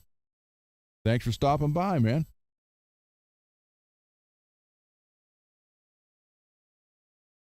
Yeah, so that was it was the shape of Randy's, it was the color of the original Concorde, but it was more like the black one with the pick guard because he had a like a copper or brass pick guard on the black one. But then I had two singles and a humbucker, and then that stupid Kaler, and I was like, "Hey, you're welcome, True." And I was like, "Man, hoping maybe I could paint it and I'd like it better," and I traded it in. Now I wish I still had it because it was made in America, 1984 Jackson. So,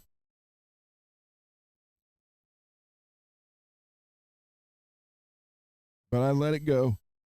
All right, I stopped bleeding. Look at that. Stopped bleeding. The garage bandage worked. So another injury to my fretting hand. Have I seen the recent where he had Jake's original? Yes. Yep. Well, I didn't watch the whole. I watched the short. I didn't see the video yet.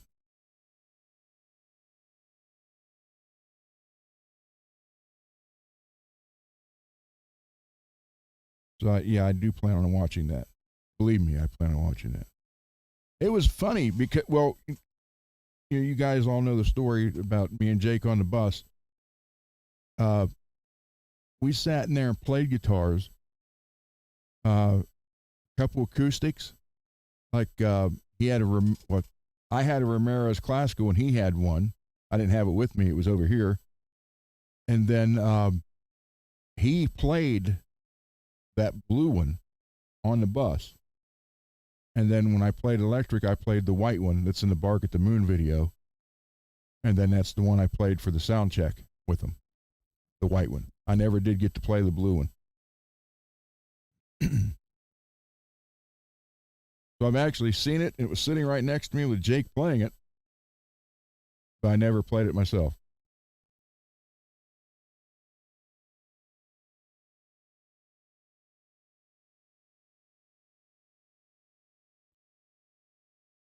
So it was a nice guitar though.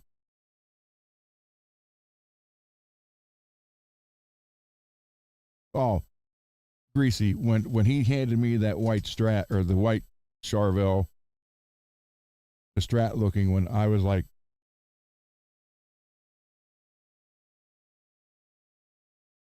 it was. I mean, it was angelic. That's all I can say.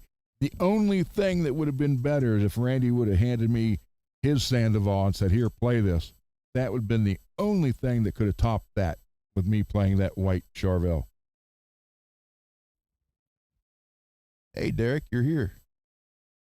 Well, now I got. Oh, I'll show you later. Look, did you get your guitars?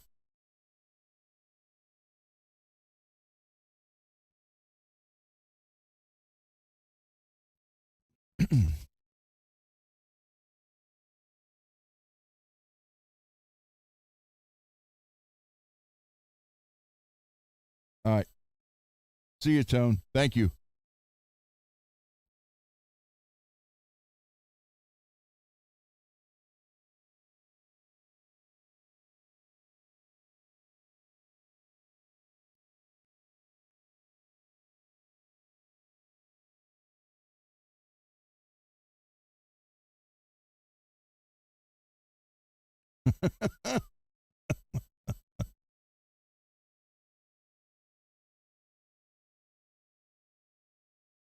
Ooh,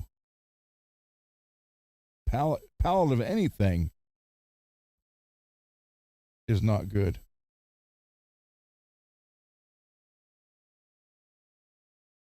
Yeah, I'm telling you what. When he handed that to me, he handed it to me like it was nothing.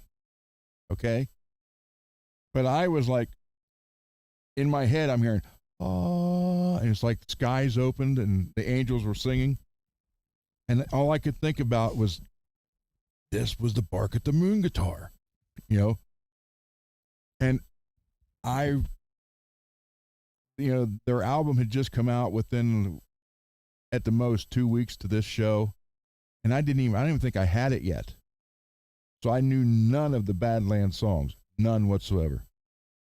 And I was just standing on the stage when they were getting ready to do the sound check. I wasn't up there to play. I was just standing there.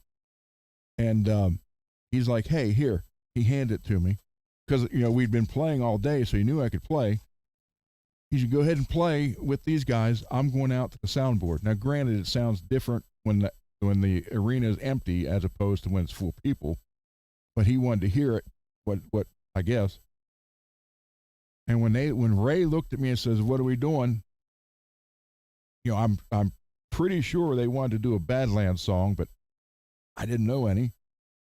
And stupid me, instead of saying something like Killer or Giants or I don't know anything, but and the touchiness of the subject with Bark at the Moon, but what the first thing I say, Bark at the Moon.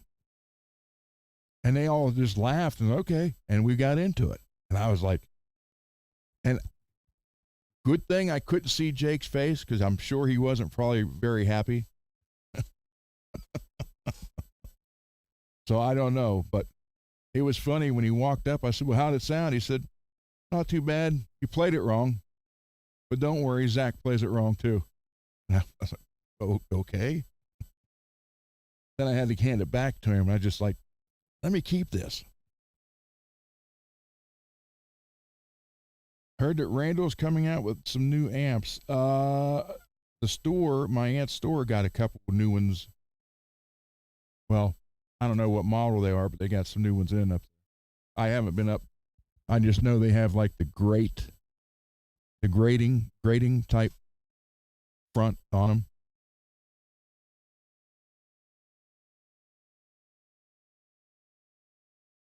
So, okay, true. I remember you were having issues. So, what did it end up finally being? The connection, a pedal, or the amp itself?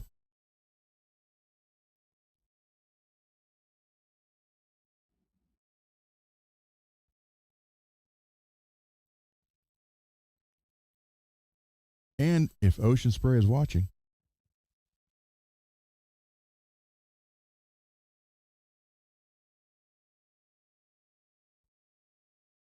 this is what I drink.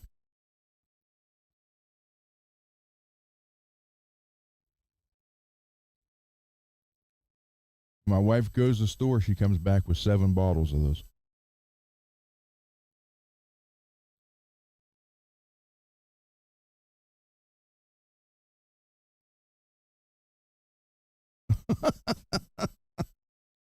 Were they in Columbus?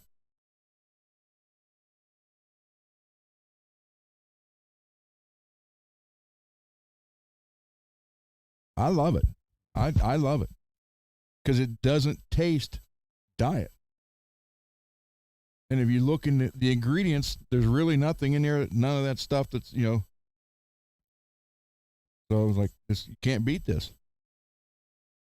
They can get 5 cents for the bottle in California. Maybe I should package up all my bottles and ship them over to somebody.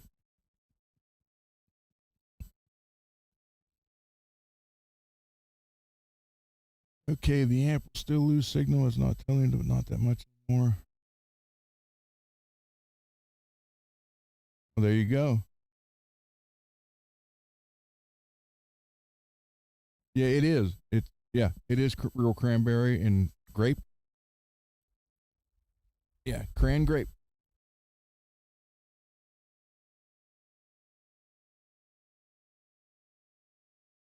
I love this stuff, man. I gave up. Well, some people call it soda. Here we call it pop. But I used to drink Pepsi like crazy, and I gave that up completely. I haven't had a Pepsi. I couldn't even tell you how long.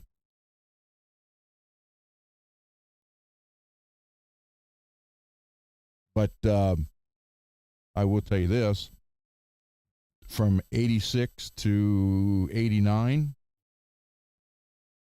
I drank Jolt Cola like water.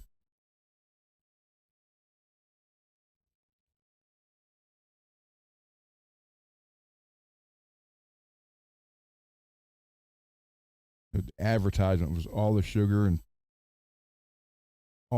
twice the caffeine. I think it was, or it was all the caffeine and twice the sugar. I don't remember. I know drinking a 6 pack of Jolt was equivalent to drinking a 12 pack of Pepsi or Coke.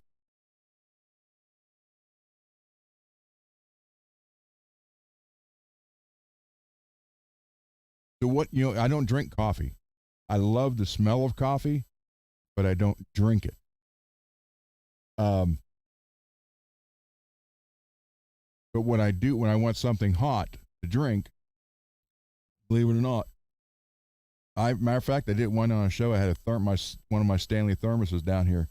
I will take the Weiler's chicken broth cubes and make hot chicken broth, and that's what I drink.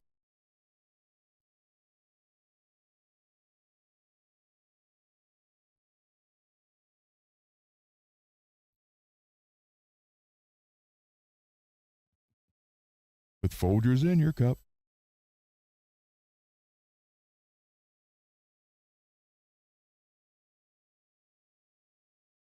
Ooh, been there, true. Well, I've had the one surgery, and he actually came in after I was awake, and they had me in the room. They kept me overnight. The doctor come in. He said, "I'm going to tell you this." He said, "I did what I could. There's like hinges and screws and a rod or two in there now, but he's like, your spinal cord looks like a battlefield." He said, it's deteriorating. So what he did though, he got rid of the numbness though, so that helped. But the pain, there's good days and there's bad days. Now my knees are shot, so you haven't been around. It looks like June, probably end of June or beginning of July. I'm having the left knee replaced, then the right knee replaced, complete replacements. But the mistake I made was watching a total knee replacement on YouTube.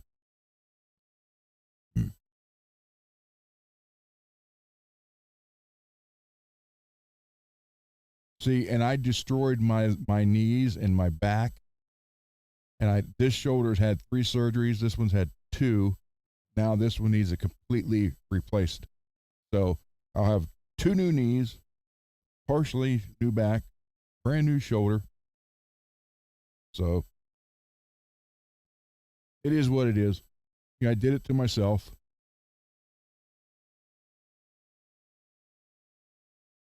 I didn't do the weightlifting, the in the bodybuilding correct. Just did everything every day till I couldn't do it no more, and that was it. So it sucks. I'm paying for it. And then when I was doing, does anybody here know what 3-gun matches are?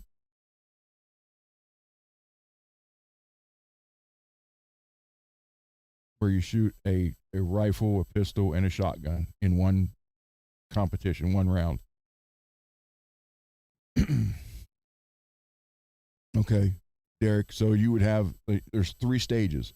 One stage you'd go through and shoot a pistol, then you have to put it down and run, then shoot a rifle and run, put it down, run, and grab a shotgun and finish, or however they have it set up. Might be a shotgun first, rifle second, pistol. It could be any of the 3 order. Well, when I started that,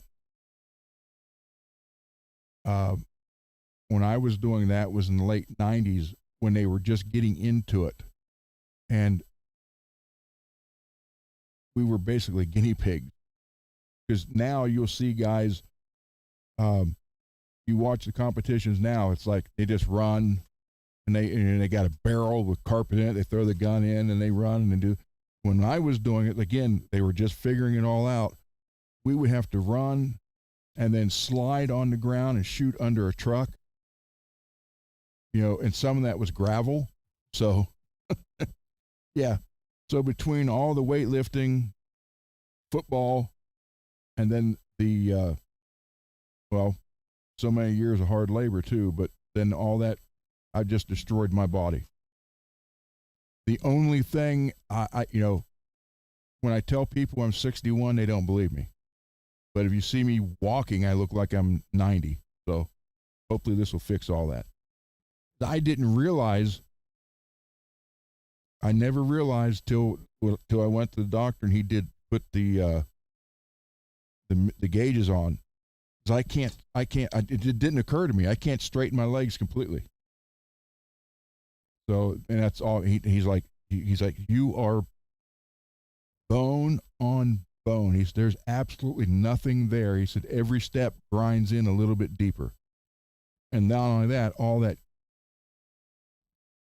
crushed bone and chips is floating around in there. Because he didn't understand why I wasn't in a wheelchair. Like, well. And Greasy, yes, I did watch it, and it was wild. I mean, it looked like they had a DeWalt oscillating tool in there cutting, and then a big-ass drill they drilled through, and all the stuff come out. Then they had a hammer, like a 5-pound sledgehammer. Then after they get the knee put together, they grab your leg, and they're going like that. Thank God you're put out when they're doing this. Oh, the cowboy shooting? Okay, yeah. That's cool.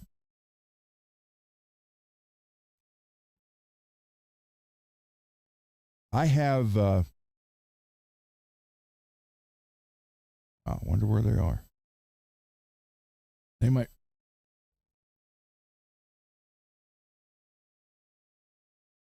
Have to dig them out. I got certificates and trophies. The Glock matches where I took first and second place. I love it. I wouldn't have quit. I mean, I could. Where'd my phone go?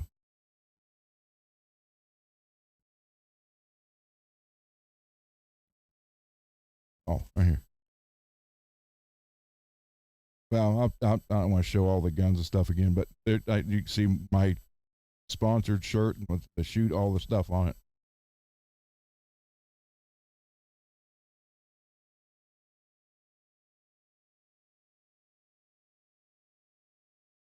Well, I used to be 6'3". Now I'm 6 foot. So between my knees and my back. But the doctor is doing my knees. Said he didn't do it, but his wife had hers done last year, both of them. He said she went through it pretty good. He said, but between the surgeries, she kept saying, "Hurry up and let's get the other one done," because she felt like she was lopsided. So.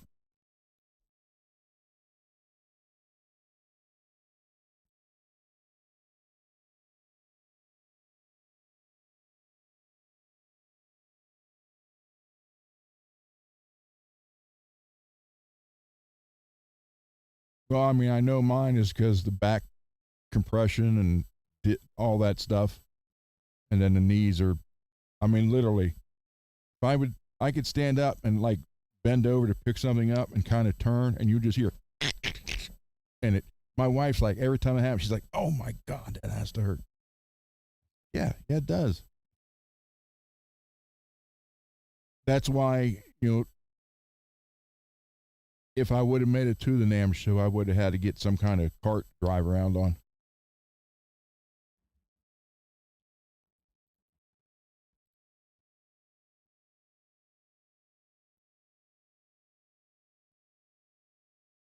True, man. It's happy to have you in here. Thank you.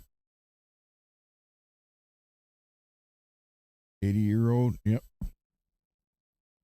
Oh, you're 47. I just turned 61, so.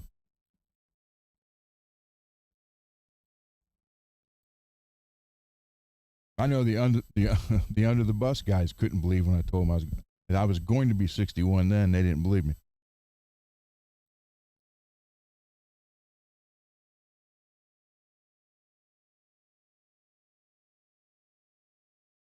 In my mind, I'm still 25.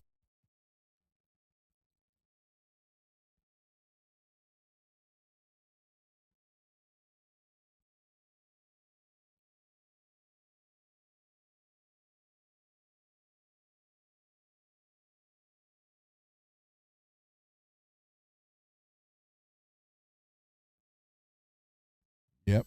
Dry socket sucks.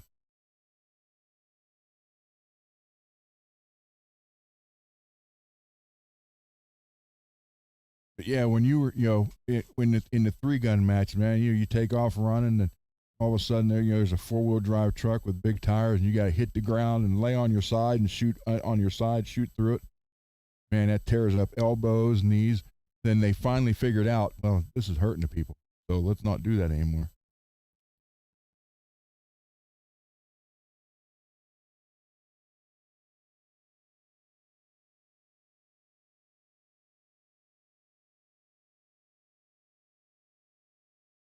Oh, Greasy, you know, when I said you and I are like, we're almost like, then I watched the show with you. I was like, my God, we are. Both wives play classical piano. Both of us did Tool and Die.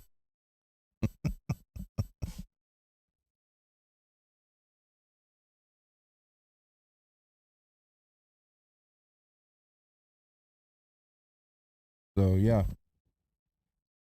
But again, getting back to all that about the show, I want to get you guys on the show, all of you. I mean, I don't care who wants to be on. I don't care if you want to be on for 5 minutes or 5 hours. I'm not going to say no to anybody.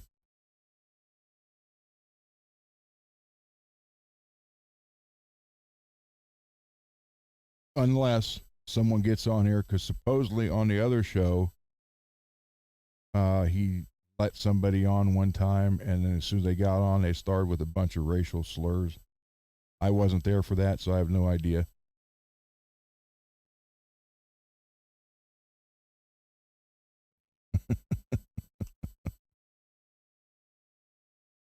A steel snob. Huh.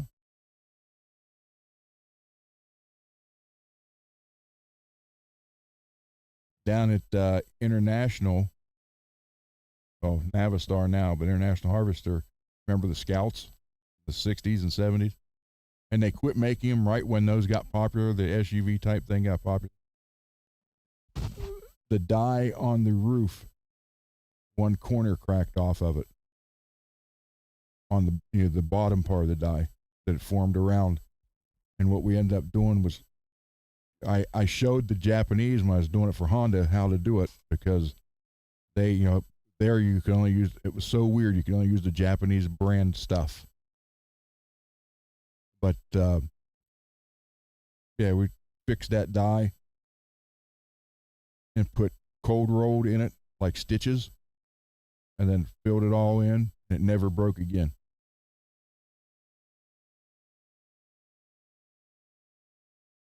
Five front teeth knocked out.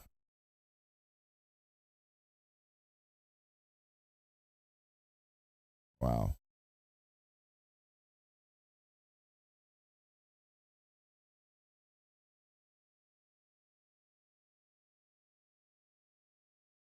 And a lot of interesting things with everyone in the chat. We've all had really cool experiences, and it's great to be able to talk about them. Scott, I agree with you there. That would be so nice.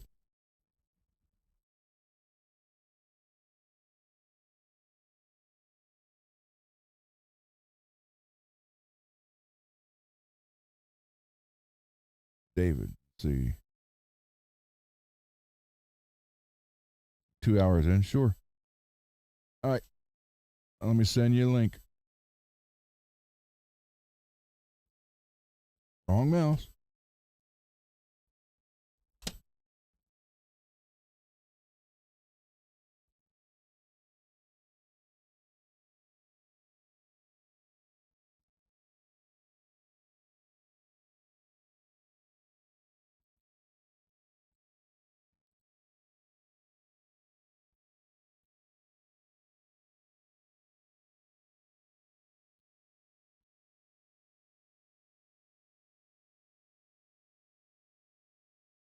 Okay, David, it's sent.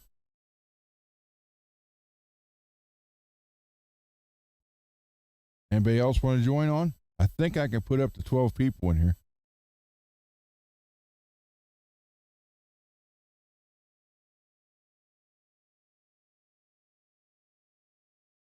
Well, that threw me off, Peggy. I looked over and just saw, great Scott. I was thinking the old Superman.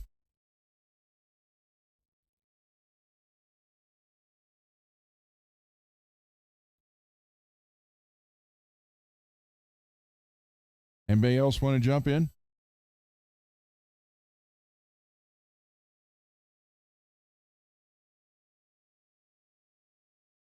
True? Come back, man. Hey, at 500 subs, 500 subs, we're giving away a guitar.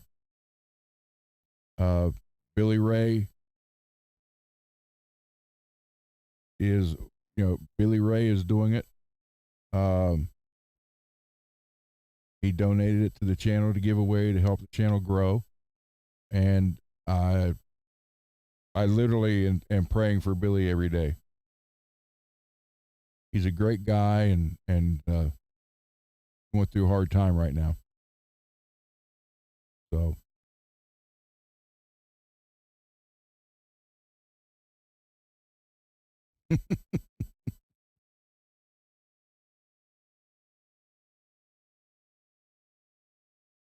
oh, 394? We're 106 away. Wow.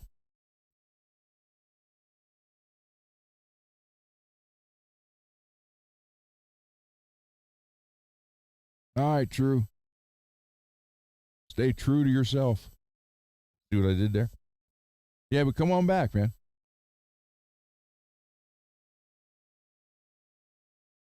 Okay, so David's going to be joining. Does anybody else want to join? Thank you, sir.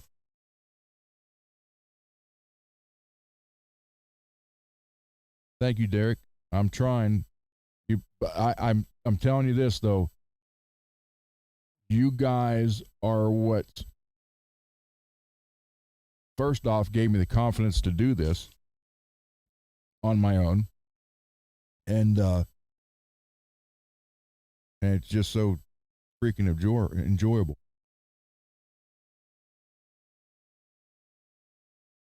There you go, man. Yep. Oh, here you are. Hold on. Add Dave into this. Can you hear him? Say something, David. I'm here. Can you hear me? Can you guys hear him? Say something, David. Oh, wait a minute. Let's see. Can you hear me? Yes, they can hear you. All right. Okay, great. All right, awesome. Yeah, I had to move the screen down. If I'm looking up, I got two monitors above me, and I got the laptop down below. So I've got Okay. like this. I literally bought a workbench and then used it for work. Oh, speaking of workbench, Peggy, I want to show you this. My wife jokingly told me today, she says, "This is what you need for down there." I said, "Honey, I'm trying to make room, not lose it." I was trying to make the screen bigger. The laptop screen is the smallest one, but it's got the camera. So if I got it on another screen, I'm just looking up the whole time.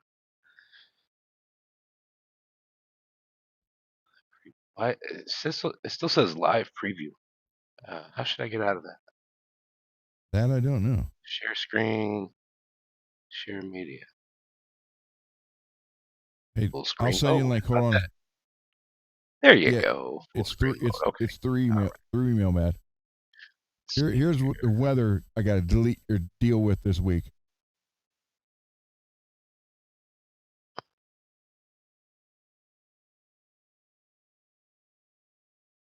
So Fridays, Thursday and Fridays, my type weather. Yeah, Thursday and Friday's nice. So Saturday and Sunday are in red. They're real bad weather. Is that what that means? Yeah, showers, then scattered showers. Then Monday, 78, is partly cloudy. Are you going to survive it? Oh, yeah. I guess that's... All right, hold on. Wait, let me get... let me invite Mad. Oh, there's my work pager. I wondered where that was.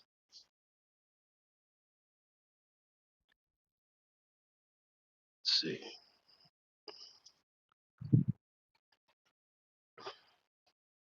Wow.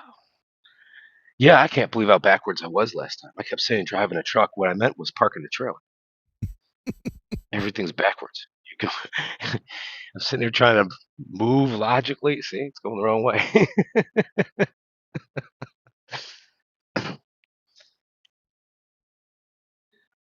Okay, Matt. It's a good time, though. It's sent. Pay better attention to the chat. Later, Matt.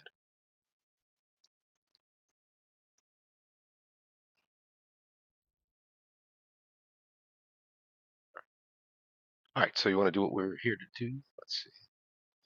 Yeah. Well, Matt, yeah, you know, I'm actually pretty good under pressure, so I could do this live if you wanted to.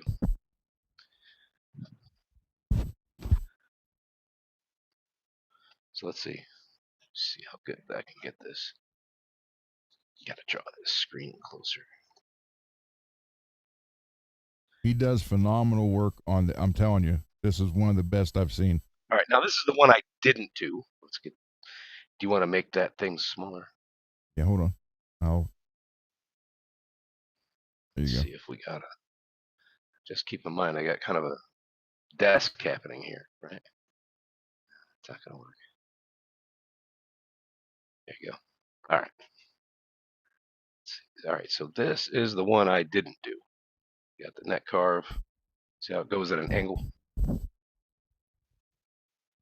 Mm-hmm. Yeah, it's kind of a nice scoop. I hope you can see that. I know it's between the paint job and me not holding it right. That's got to be fun. He's been drinking. Cut the feed. We'll tell him he's kicked off later. Be like firing somebody on a Friday.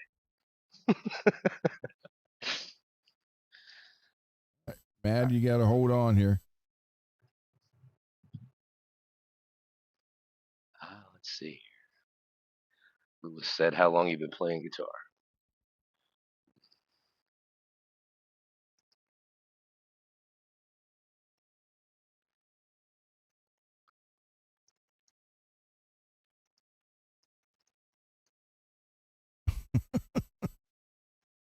All right, there we go. Telling me, it says you, Mad Hatter, has rejected request to unmute microphone. Can't hear you, man. Yeah, he's talking. We can't hear him. Hold on, let me see if I can change it. Audio.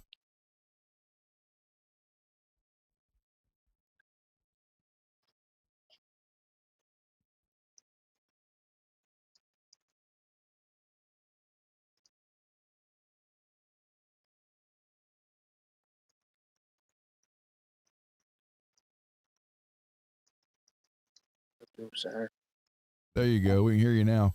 Can you hear me now? We got you. We got you now. All right, good. For fuck's sakes. That was a pain in the fucking ass. Oh, wait, let me lower these. Nice to finally meet you, man. Yeah, you too, mate. You too. Thanks for the joke. You got me laughing. They were probably doing more than that to me while I was unconscious. I've actually woke up in the middle of a surgery before. While I was having my finger, I got into a fist fight in high school and broke my middle finger. I had a ring on it and they had to cut it off and they had to surgically repair my finger. And I woke up in the middle of the motherfucker. And they were like, "What are you doing awake? You're supposed to be sleeping." I'm like, "You better hit Yeah. me with some more happy juice then, or else I'm not going back to sleep." Mm. So that's why you're wearing the blue gloves. Oh, I was working on the guitar. Well, show us. Oh, you want to see it? Yeah. All right, all right. I don't want to show you the whole thing because I want everybody to go watch the video. So Okay. I'm only going to show you the body. I'm not going to show you the headstock and the rest of it. Okay. All right, all right. Give me a second. Let me put you up on a stand here so that I can. Don't put us on a pedestal. I gotta put you on something. Oh, God damn it! Trying to work. They want to know if you were from Scotland or Ireland. No, From Boston. my grandparents are from Ireland. I am from Boston, Massachusetts. My family is all Irish. Oh man, this thing is a pain in the fucking ass. Grew up with a grandmother that talked more Irish than I do. And that's where I got it from. My grandfather, my grandmother, all of them. All right, now I'm set up here. All right, cool, we're good.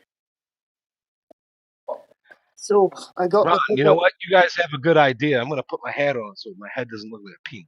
I'll be right back.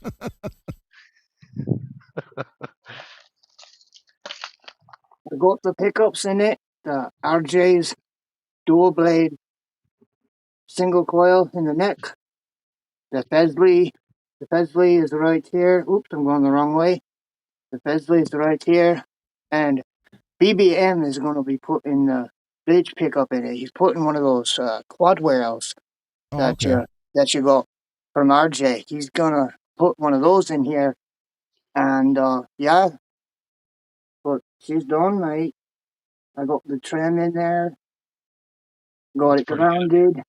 All the wires are in there. Everything's golden. I want to show you the headstock, but I don't No, because don't. Yeah, We'll just save it wait. for the video.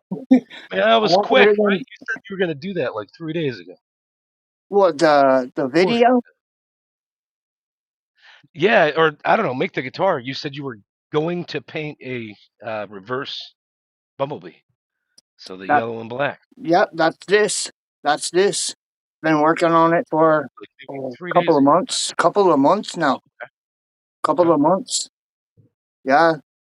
It would have been done sooner, but with Tyson and everything, I needed Yeah. some time to, Yeah. take I off hope you're and doing all shit. right, man.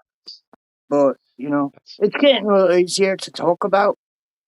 But yeah, I had to take a couple of weeks away to get my shit together.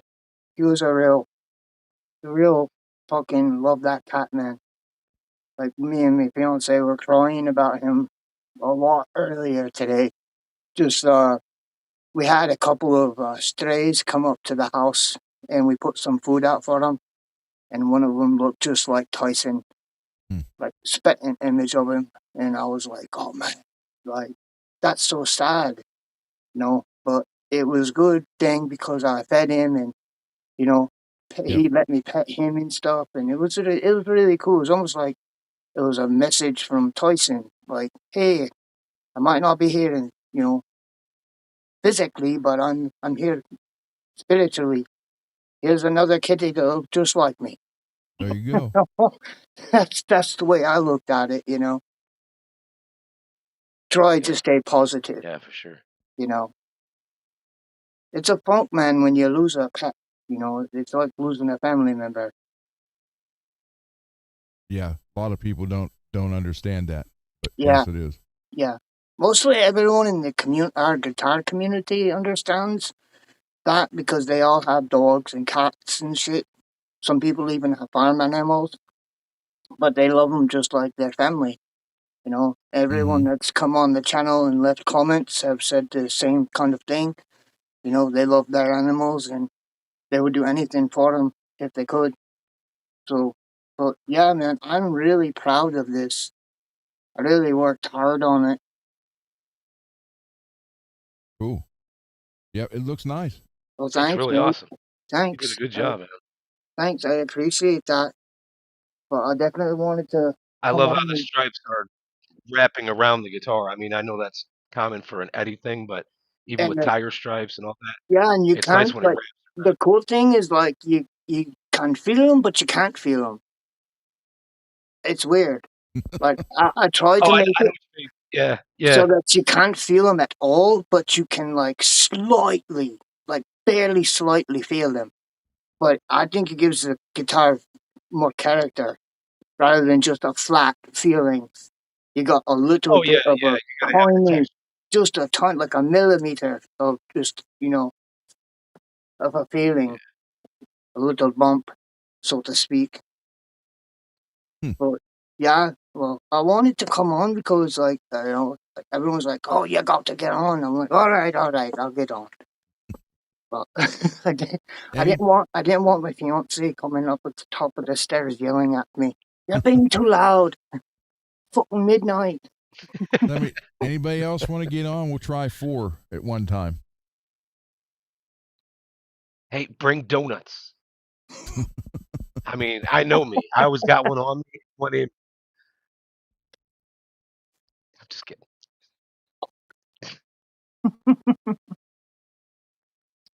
As long as they're not honey buns, I can't stand honey buns. I just tried my first one the other night and I almost threw up. Terrible. Too much sugar. Too much sugar. Just a plain glazed donut is good for me. I'm cool with that. I am trying to stop all sugar. Trying.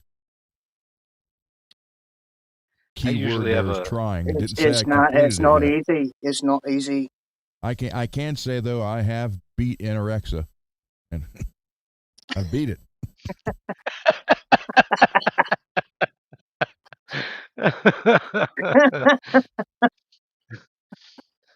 By God, I've I wasn't seen going down with Canada, that. but I've never been there. Jim says it's good to Right? see you, Mad. Yeah, you too, mate. You too. Well, I can just take that stupid glove off. I'm done with working on the guitar. Well, we thought you were giving rectal examinations. Oh, mate, no way.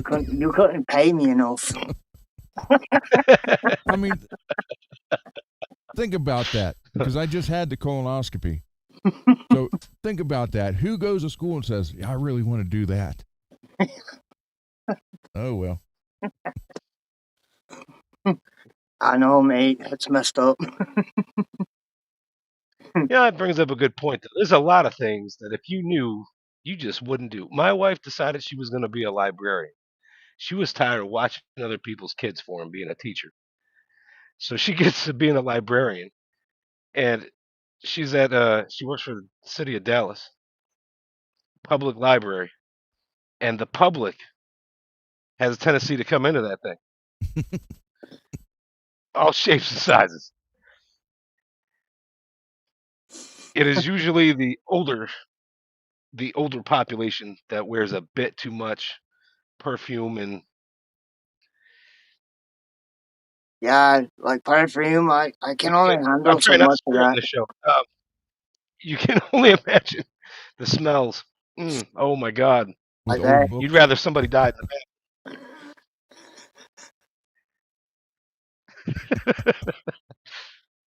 That's fucking great. So seriously, does anybody else in the chat want to come on? We'll try it. Come on, somebody. I do think with the EV Mux, I can go up to 12 people where StreamYard was 10. Wow, that's a lot of people. Yeah. Hell, at that point, we could order a pizza. We looking like the Brady Yeah, Bunch up Jim Hey, can check here. it out. I can move you guys around. I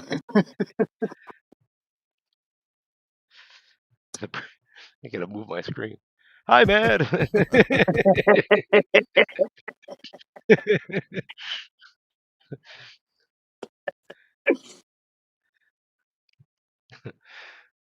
I wish I see. was in his bedroom studio so I could show you some of my guitars. Next time I come on, I'll make sure I'm in the bedroom studio so I can pull some guitars down and show them to you guys. That is what I want. That'd be cool. I want everybody in the chat to come on here and show your guitar, show guitars, show what you do, show what you like. Yeah, You know, absolutely. let's get this. Like I've said, you guys are all on the ground floor of this, so let's build it. Scott, are you still here? You want to jump in? That's what I needed. Wait a minute. Oh, okay. And it's automatically pulling the chat on the side for me instead of maintaining the screen. So it cuts you off, and then Russell, Mad's you in the want to middle, so try? he's okay.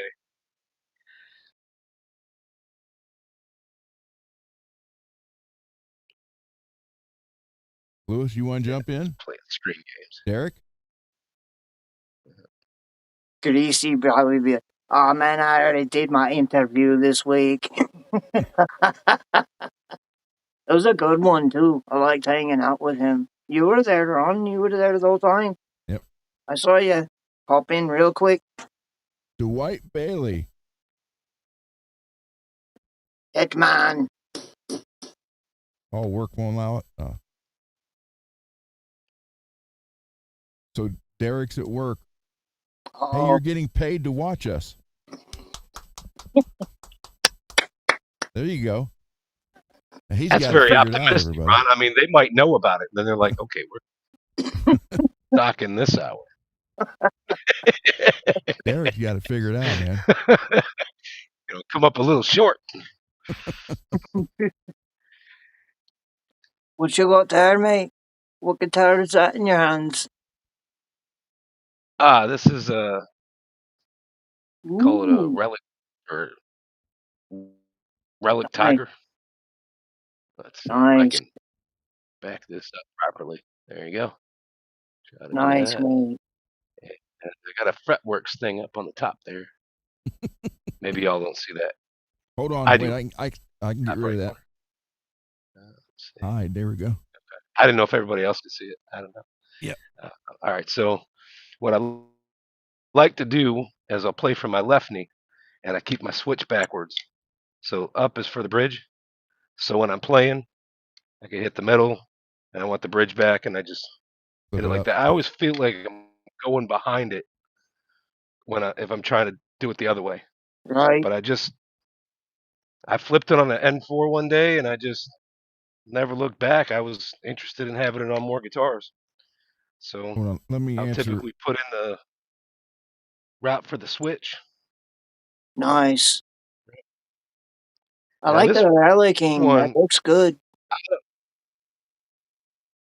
Now it's actually just it's a roasted basswood body, is what it is. Wrong key. And then it's just black paint. Now I used orange paint. And you ever wet sand black, and it turns your hands all black? Yeah. Mm-hmm. Yeah. Right. Okay. So I took that concept and thought, and I sprayed some orange on this. Before I did the black lines, I put some orange on it, and then I was wet sanding it with 1500 grit, so it would get in the grain and be like a stain. So that the orange, some of the orange would come through. Nice. Yeah, but I didn't know how deep it would go, so like I said, it is a roasted basswood body. So there's a couple of places like the horn where it's kind of hard to see where the orange versus the brown takes over. How heavy is it? Is it heavy as fuck, or? It's really not that bad. I'll bet you it's 8 pounds though. Like I know that normally what people want is around 7 pounds. Solid weight. But at the same time, I got a big brass block in it, and a real Floyd. The weight. Yeah, this is actually an 82 Floyd, and the reason that you know that is because the base plate is thinner than an 84. I'm Well, just telling you. something I didn't know that I do now. If you see one that's an actual Floyd and it's thin, it's probably because it's an 81, 82, something like Ru- that. Russell, email me there, and I'll send you the link back via your email. Oh yeah, I got Gus G Blackfire pickups in this Immortals, and Ooh, I can't seem to get them anywhere else. I bought one set right when they were coming out, and they were in Greece, all before all this, the tariff madness. right, right. And then I figured, okay, I'll buy another set. I really liked them. I mean, I really, really like them. They just got that power behind them. Like I've talked about having a JP6 before. What stood out to me about that guitar was it was like it had active pickups. It was literally like it was on batteries. And I, I don't know why I sold it. Later, I found somebody that was selling those same pickups, so I wound up getting them for another guitar. But just something about them. It's like they're nearly on batteries. I don't know.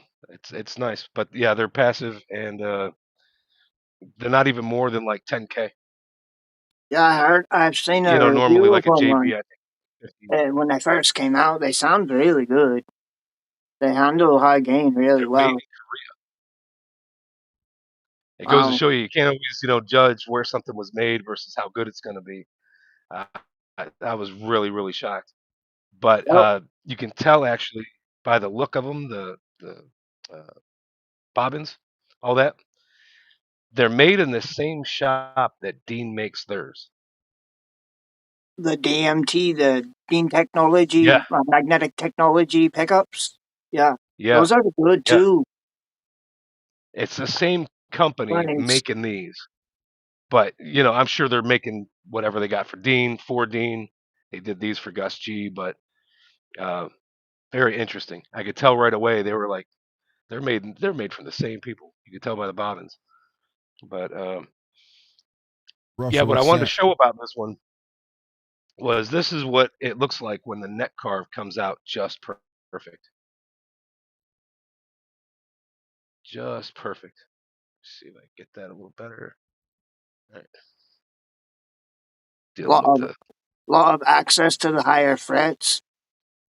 Yeah, and it puts it on a slight slant, right? So I really ought to take a moment and read a ruler Hold on, so wait. I can speak English to y'all. There we go. But basically, the lower side is you go a half an inch and you go 1/8 past it. 1/8 more than a half inch is the low side, and 1 full inch is the 1 full inch is the other side, and that's pretty much where everybody's is at already. Right, to be at like 1 inch. So you're going 5/8 then. Yes, yeah, you're right. 5/8. Cool, 5/8. Now cool. the screws will be an inch and a half on the low side and an inch and 3/4 on the higher side. Cool. And while you're doing this, because of neck shims and everything else you might put under the neck, just height, length of screws, everything in general, you've got a 16th of an inch you can play with. So if you're needing to go further to get it right, or if it's just slightly higher than 5/8, you'll be okay. Cool. But Hey, if you aim for exactly that, and you just might achieve it. David, show But that's show the show Mad the the paint scheme you're doing for the Jackson body. oh yeah, yeah. Well, I just noticed you're wearing your fretwork shirt. Cool. Yeah, I put that on in case you had me join the show. I didn't know if I would get invited. Let's see. I got a guitar Has shirt on, but it's not the fretworks. Does that count? It's under my flannel. I'll show it to you. I swear. all right. So this is what I call Hellfire, right? And cool effect that I got that I didn't try for. It's just by nature of the paint job. On the 13, you can see where it's a yellow outline, Yeah, the outlining. Yep. and basically, I got a black base coat. You put down your stickers, stencils, whatever. I made the 13 out of electrical tape. Put that down, and then you wait about a week, and you can put down your colors. So I'll start with yellow and orange, and on this one I used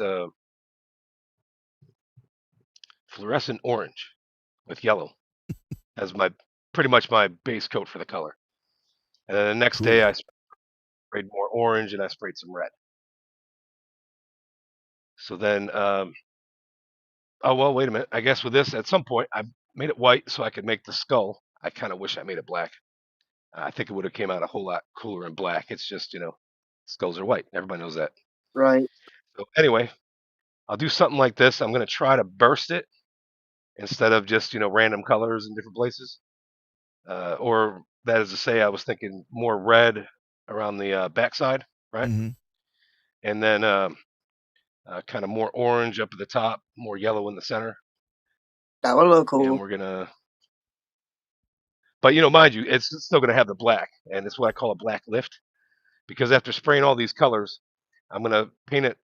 I'm gonna, well, I guess best way to describe it, like paint it black in an area, and then about 5 seconds later, push a Walmart bag into it, plastic Mm-hmm. bag, and lift it out. Now in the Walmart bag, I'm crunching it all up, making all these little, Wrinkles. jagged edges in Yep. there and everything else. So you paint it, you dab it, and try to lift. If you don't like it, do it again. Try to avoid doing it more than 3 times at any one area. But you're trying to get these grooves in the paint, and the black is going to really stay there. So like if you're trying this, it's probably going to scare the hell out of you. Like, oh, it doesn't look like the advertisement. It's like this shit's all black. Well, I'll explain that in a second. But anyway, so for Ron, we're going to do this scheme. I was thinking, Ron, I was going to put like these same type of slashes, Mm-hmm. but not for 13 or anything. Like, how they got the warning with the slashes? Yeah. So about 5 or 6 of them going across the bottom. There we So go. like the warning Oh, slashes. not a But bad yeah, we'll idea. have the I got Popular. I got that tattooed on my leg. yeah. So Biohazard. so this will go on with the black, and then when before you do the wet sanding, so after you've done the black and you dab it with the bag, right? Trying to lift some of that black off and get a Mm-hmm. pattern going. But like I said, it gets really black. I mean, really. So then what you do is you'll wet sand it until you like it. So at that point, you're going to wet sand. You take off all your stickers, decals, tape, all that good stuff, and then let's see here. Get this stuff. Oh, it's actually behind me. Let's see. Is that a line 6 pod Joe back is a there in the little rack? close to that guitar. What's that? Is that a line 6 pod back there in the rack behind you? Yeah, line 6 and 11 rack I know it. and a nano. Keep my nano in a case. And a nano.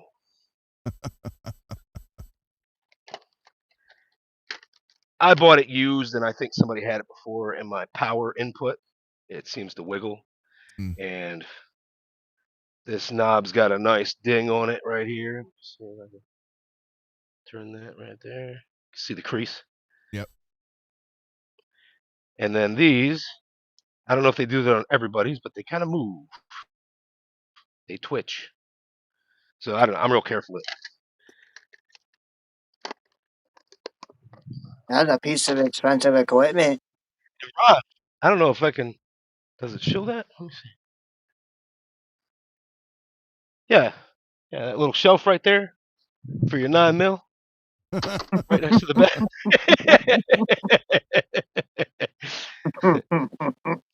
I've got a special spot for mine by the bed. Nothing wrong with that. Mm-mm. Oh yeah, and then I got knives all over the room. You'd think I was in the military or something. It's the stupidest thing. I can't explain why. I don't understand. I got enough guns, right, for ammo and God and everybody. And every time I hear something outside, I got lights off in the house so they can't see through the windows, and I go out the back with a knife to investigate. I'll take a knife. Why? I have no idea. I can't get that one. I don't know. Uh-oh. We're getting Russell here. He's Oh, trying to make his way. Yep. What's up, Potato Guy, man? oh yeah. So I wanted to show you real quick. Yeah. Let's see here. Real Well, quick we on hear you, this. Russ. We because don't It see was I you. want to give working you for half. a minute. I can hear him. I can't see him. So after you rip off all I've your got an tape and all that echo. stuff, right? And the whole thing's all black. Mm-hmm. Well, then you want to take one of these gray 3M pads, and you want to get real patient because it's going to be hard. You're going to keep feeling like nothing's happening. And, you might fold it in half, and you're doing wet sanding. With that, And yeah. you're going to get real surprised as you take off the black and you do little circles, and then you can start to focus the area. And what you're deciding is how much black am I leaving and how much color is shining through. But then you also want to try to get it even. So it might come out a little more colorful and not so black, but it's whatever you can live with. Yeah. You could always Right. redo the whole thing. But anyway, so you're just wet sanding and you're going in circles and you got your paper towel soaking it up so you can see because the water is going to kind of hide your Right. progress. You don't want to go Right. too. So it's Thank you, slow RJ. and wax on, wax off. That's all I can tell you. And Matt, you keep RJ's going. in the chat. It's just a matter of did you do back and front or just one side? But yeah, that's it.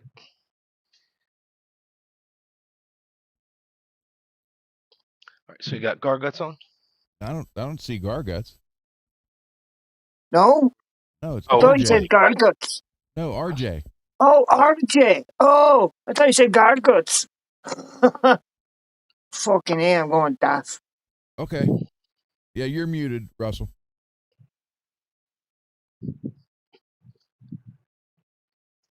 RJ, bossman. Capiche? I'm gonna turn that big light off. He says he's nobody's boss, but he's the boss of the Guitar Mafia. We answered to him. That makes him a boss man. There you go.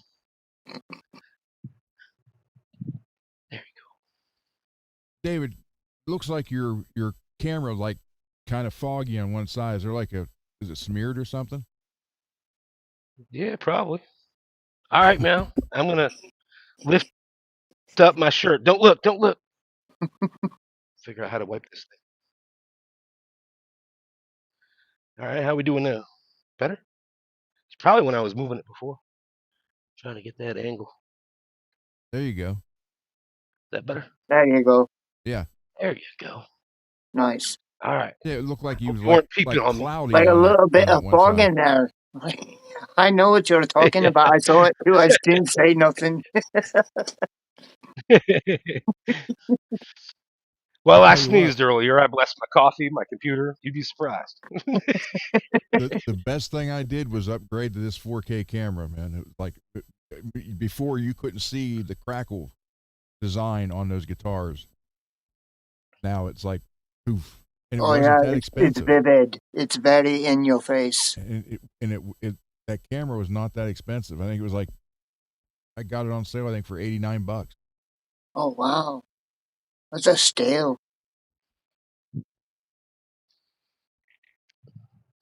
I know I keep leaving. If this was a real job, I'd be fired already. I wanted to see if I could show you. This is what it looks like when K&E does this for you, right? They do a pretty good job. Look at that. That's nice and clean. So if they do your neck pocket route thing, right? Mm-hmm.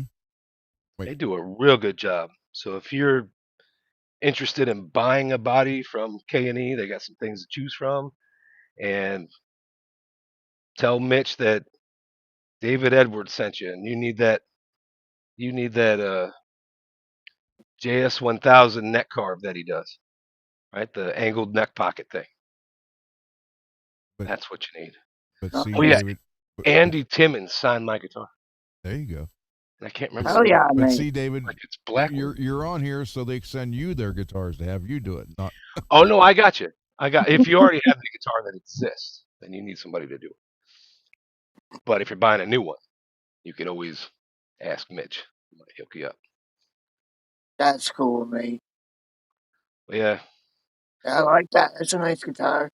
at some point I decided on the back I would just go this anarchy route, and I can't give you. Oh yeah, I know why. I remember why. Because I had a different neck, and then I wanted to get my old gunslinger Neil Moser neck on this guitar, and I shipped this thing to Korea. This neck on a different body, right? I shipped it to Korea, and imagine the. I think they call it the Nomad. You guys are familiar with that? With Warmouth, Yeah. Nomad Warmest. Yeah. neck. That was pretty much what this looked like, except it had like this little dolphin fin thing coming up off the end of it, and that broke in the case. Ooh. Oh no. So I got my dad, who God bless his soul, and he's a engineer, and he was a electrician and a plumber, and he was one of those dads that could do it all. And he looked at that and he said, "Yeah, we could fix that for you." Cut the end right off.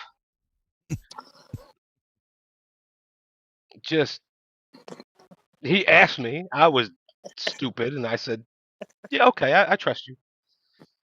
Takes it in the garage, cuts it right off. So years later, I'm wanting to learn how to fix guitars and get good at this stuff. So instead of a regular Nomad, uh, I did that. Let's see if I can get this past the shine here. So there's kind of that black lift over red Mm-hmm. Yeah. and the EV8 stripes, and then the Neil Moser. I have to say I've gotten pretty good at this. That is It not a looks nice, detail. mate. That is not stickers. I used a stencil I made and put that on there in white paint. Nice. Not too bad, huh? No. Not too bad at No, all. mate. That's not bad at all. That's I fucking like badass. I like to have my guitars hung up, so I put this hook in it, right? Yep. So I added the hook to what would be like the side of a Jackson neck, right? Yeah. Headstock. And We'll get you on I would in a say minute I here, really did a Russell. pretty good job shaping it. Not too I shabby. mean, That's kind of like what the Badlands did for their necks, so you can hear Yeah. them. Yeah, except they did it when they made them. Well, true. I I had to shape this into the neck. But yeah, then I added wood to the end of it, and I made this little curve here, and I did my best. My first thought was, I almost wanted to make it look like a Washburn, with the Nuno hook on the end and all that. right. I made the cardboard like I could do it, and then I decided I don't know what's wrong with me. There's something I can't do that. I shouldn't do that. And then I was glad I didn't. And then I put Uh, this very nice neck on this guitar that I made. all right, That's we're badass, gonna mate. add Russell. So everybody in here who has seen Russell in the chat for a long time, we're gonna Russell Donner. add him to the show. Here we go. See the pickup, Mad? Oh yeah. Is that Nice. enough? Russell's jamming. Hold on, we gotta Yeah, get that was Hydro Dip. The first time I ever did that. That's Hydro Dip in a badass. pickup cover. Yeah, I thought it came out pretty good. Hell yeah, mate. I That looks appreciate it. fucking sick. Now, if I wanted it to look really killer and brag on it, a whole bunch, I'd have redone it 3 times. You know how that goes. But I figured, all right, not too bad, not too bad. I would have redone it 3 times. Okay, we got Russell in the Bonk. chat. They can hear you now, Russell. Oh, they can? You unmuted me, huh? How Yeah. loud am I? Am I reasonable volume? Yeah, you're fine. Usually I'm pretty unreasonable. It's good to have goals, mate. I think we're all are, Thanks. one way or another. There we go. Now you guys can put faces to names. Yeah, it's always nice. You know what? What's funny about that though, when you're able to finally put a face to a name, it feels more more close knit. You know what I mean? Like the community is like, yeah, you're not just a name now. Now I know what you look like. Right. Oh, I thought you meant you were biting your tongue. Because, like, the Yeah. dude will show up and he'll be, like, from Ireland or something. And then it throws everybody off.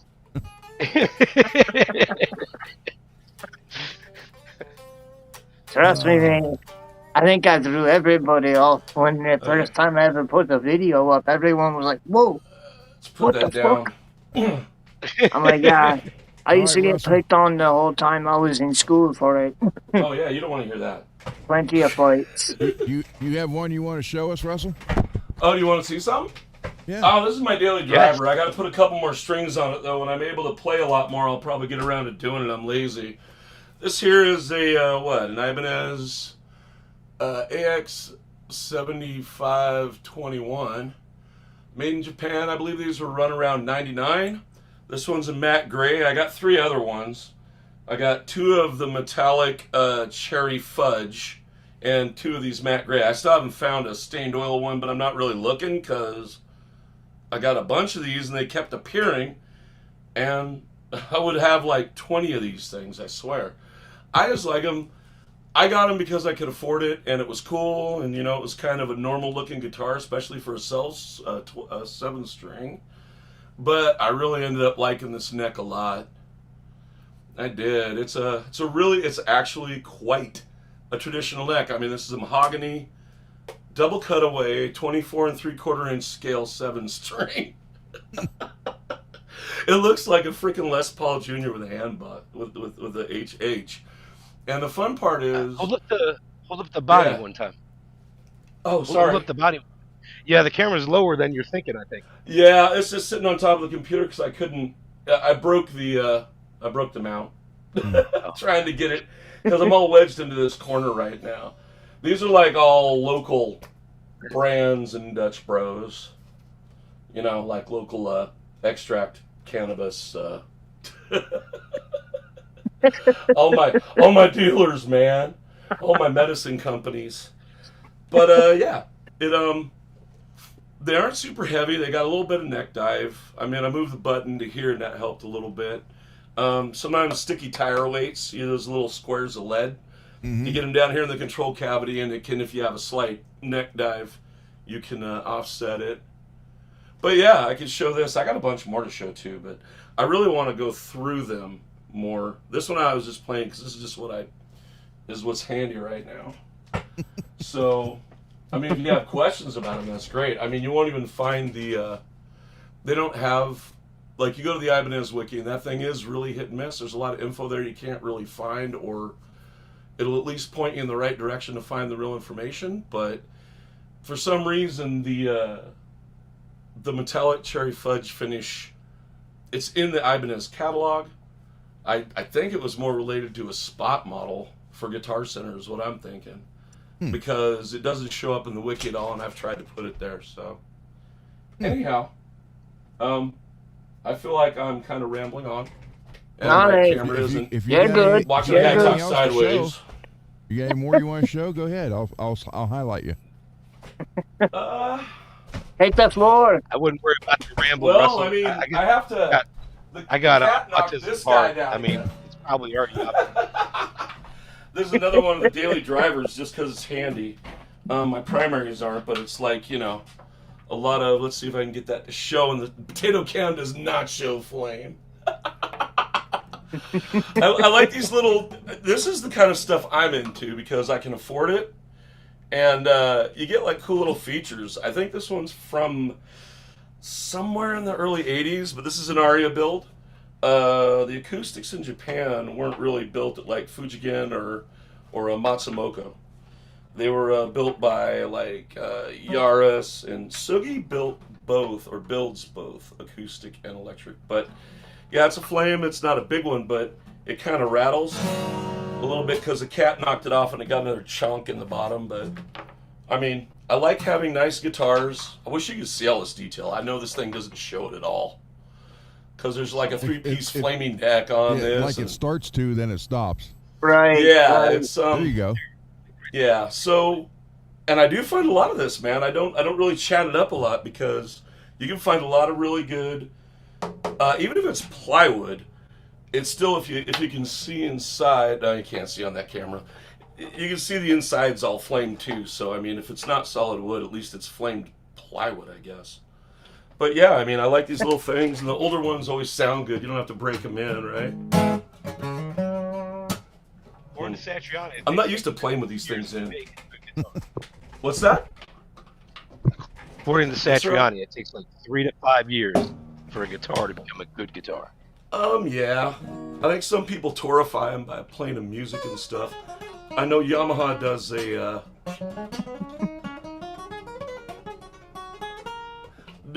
thing with spread spectrum vibrations. We see that stuff for other things, for reliability testing in another industry, but I mean, it's a similar process. You have a pattern generator or something that has an input that drives, what you want the object under test to experience. And then you just go with it, and you can do quantitative tests. And that's what kind of bugs me, is people are going like, I don't know if this one sounds right, or this pickup's wound this way. I mean, a spectrum analyzer will reveal everything. Yep. It's like one of my old mentors used to say, it's like, when in doubt, use your scope. The scope doesn't lie. Oh my God, that's what I look like. I think I've had enough of this. I feel like my head's going to explode. I'm not used to having stuff in my ears. And I'm also quite nervous. Nah, nothing Really to be sweating nervous bullets about. here. No reason to Yeah. be nervous, mate. You got it. You're great. Oh, it's an artifact of the thing. I mean, preparation is the cure for stage fright, right? Yeah. Or Play just until you jumping can That go and drunk. jokes. Yeah. That and good jokes. You'd be The like, problem is with this, Abel, your my friend voice exploded. my voice is so deep. It's like my voice is echoing in my head, and I got like this. It feels like I got my head shoved in a pillow. Like, normally I don't have things in my ears. They usually cause me headaches. So this Well, is make sure you unusual. tell yourself the good stuff. Yeah, I've been trying to figure it out. Be sure to There's mapping of the monitors and stuff. whisper. Dave Fool's eardrum. My wife keeps trying to get me to do it, but I got this natural projection or whatever. Always gets me in trouble. Like, you're that one kid that always gets caught for talking in class. You're Guilty as God. right. You're quiet. You're quiet. Everybody else is talking, but somehow, you have that frequency that reaches the ear and causes the cochlear stuff to do its thing. So, That's me. spent a lot of time in the hallway, but that, Oh, I yeah, really man. understand it. And somehow I'm responsible for the whole group. It's all my. I might even not have been the last one to say anything, but it's all on me. I look like the responsible. I'm not sure I was even in a classroom in 6th grade. But yeah, they adult diagnosis. So now it's a lot better for people. I love watching my nephews and stuff, because I have a nephew who's got Asperger's and another one who's moderately on the spectrum. And man, schools now are just like, oh, you're feeling a little, just go take a walk and come back. Where like, if we want to leave the class, it was like, I mean, you got to be, how bad are you bleeding, son? Right. Do you got a hall pass? I got to go to the bathroom. All right, okay, sure, but do you got a hall pass? And you're not gonna Billy Madison him right there. We had a guy in our class who had to go to the bathroom. He honestly went a lot every day. And they got to the point where they were like, they didn't believe him. So we were sitting there one day and he's like, hey, I gotta go to the bathroom. I'm like, no, you don't. He pissed his pants right there in the classroom. Is this his? I was expecting the little leprechaun joke from like when you're a kid. No, he was Little going to say leprechaun. the kid had Asperger's, and then he proved it. Oh. Well, ass boogers, yeah. That one, God. There's something wrong with me. There's that I don't know. green, The there's look- that OD green humor. The right look there. I got from my nephew the first time I pronounced it that way was pretty withering. Like, hey, what's up? You got ass burgers? Like, yeah, where do you have burgers? I shouldn't even be Extra hair laughing. on that. I guess they'll stay warm. What kind of sauce Steamed would you like? hams. Man, I'm gonna launch into a Simpson steamed ham routine pretty quick. Pop culture. Curse you, pop culture, for being Okay, right so about everything. And a welcome reflection to of the humanity. Monday comedy show. Yeah. Well, it gets his way. I might have to Would you blink like my gravy camera on that tonight. burger, please? Mate, that An bugger adult, has me cracking it's up an in the adult chat, show. the only Can't be- person. Can't be smoking bonnets on here. I You might like turn off my fries with camera that for a gravy? minute. Yeah, the gravy. Oh God, that makes me want to try poutine again. I need to find out if I can get into Canada now.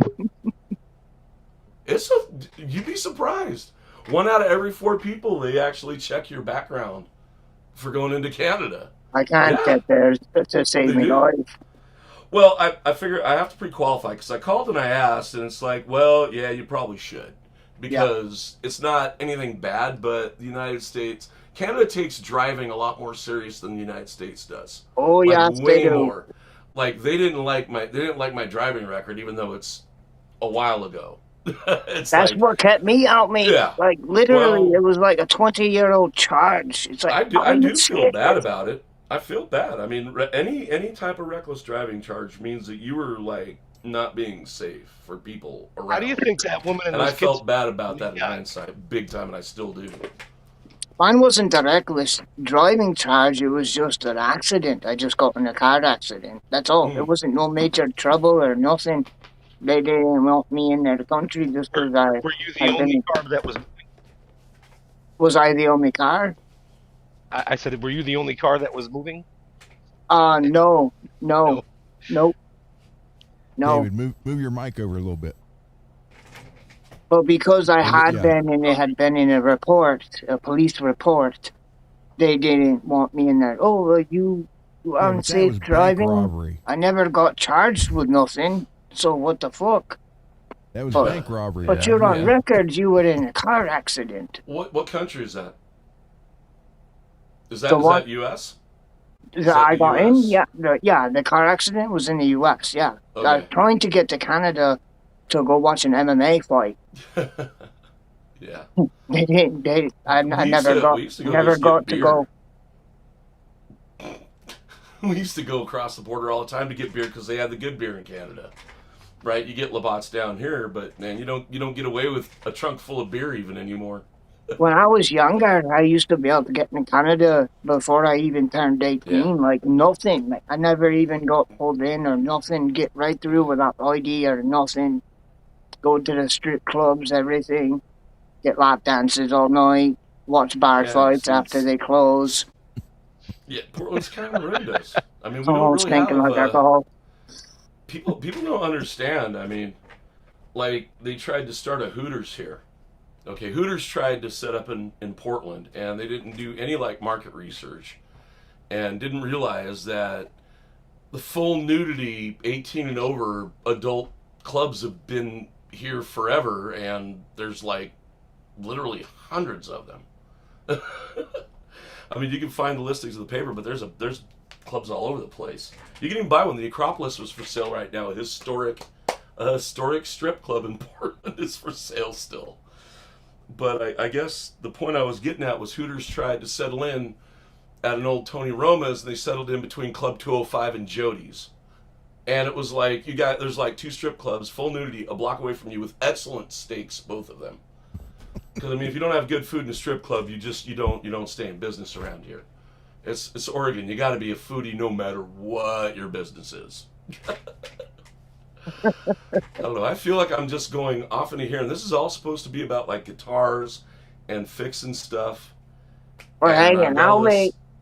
I've got all those 60 years Cool. of stuff running around up here, so keep me corralled. Like I said, I was diagnosed as an adult at about 45, and so that's when you start to go, hey, I'm an okay person. It wasn't that I was just an incorrigible jerk that refused to change. I mean, they could have been a little more helpful. Little meaning a lot, but yeah, I mean, it's really different now. And the thing that frustrates me is there's so many people who seem like they're really on the edge of despondency and stuff, and it's like I go through these, but I mean, I've been through so much already, and I'm going through so much right now that it almost turns into background noise at some point. And I do remember that it's there, but then I also don't remember that it's very striking to other people. And, you know, inspiration porn has become something of a trigger because it's like thoughts and prayers, you know, if you hope good. It's the whole, what they call the super crypt mythos for disabled people. Like you can overcome, you try hard enough and you're the... So I'm trying to pull myself out of that, and by validating it, I'm going to actually invalidate it because it's not that easy, and pretty much nobody can do it.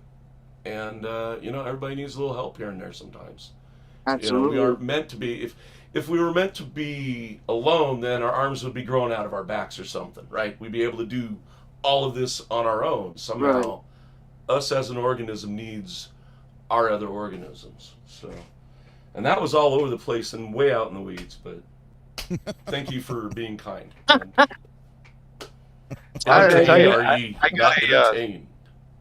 I got I want to jam more than anything, but Dallas my time is limited. about 10 years ago. And it said that I was an adult, so I framed it and put it on my desk at work. The worst drunk I ever had was when I turned 21, man. I tell you. Dallas Zoo. The other half knew that it was because it was an adult.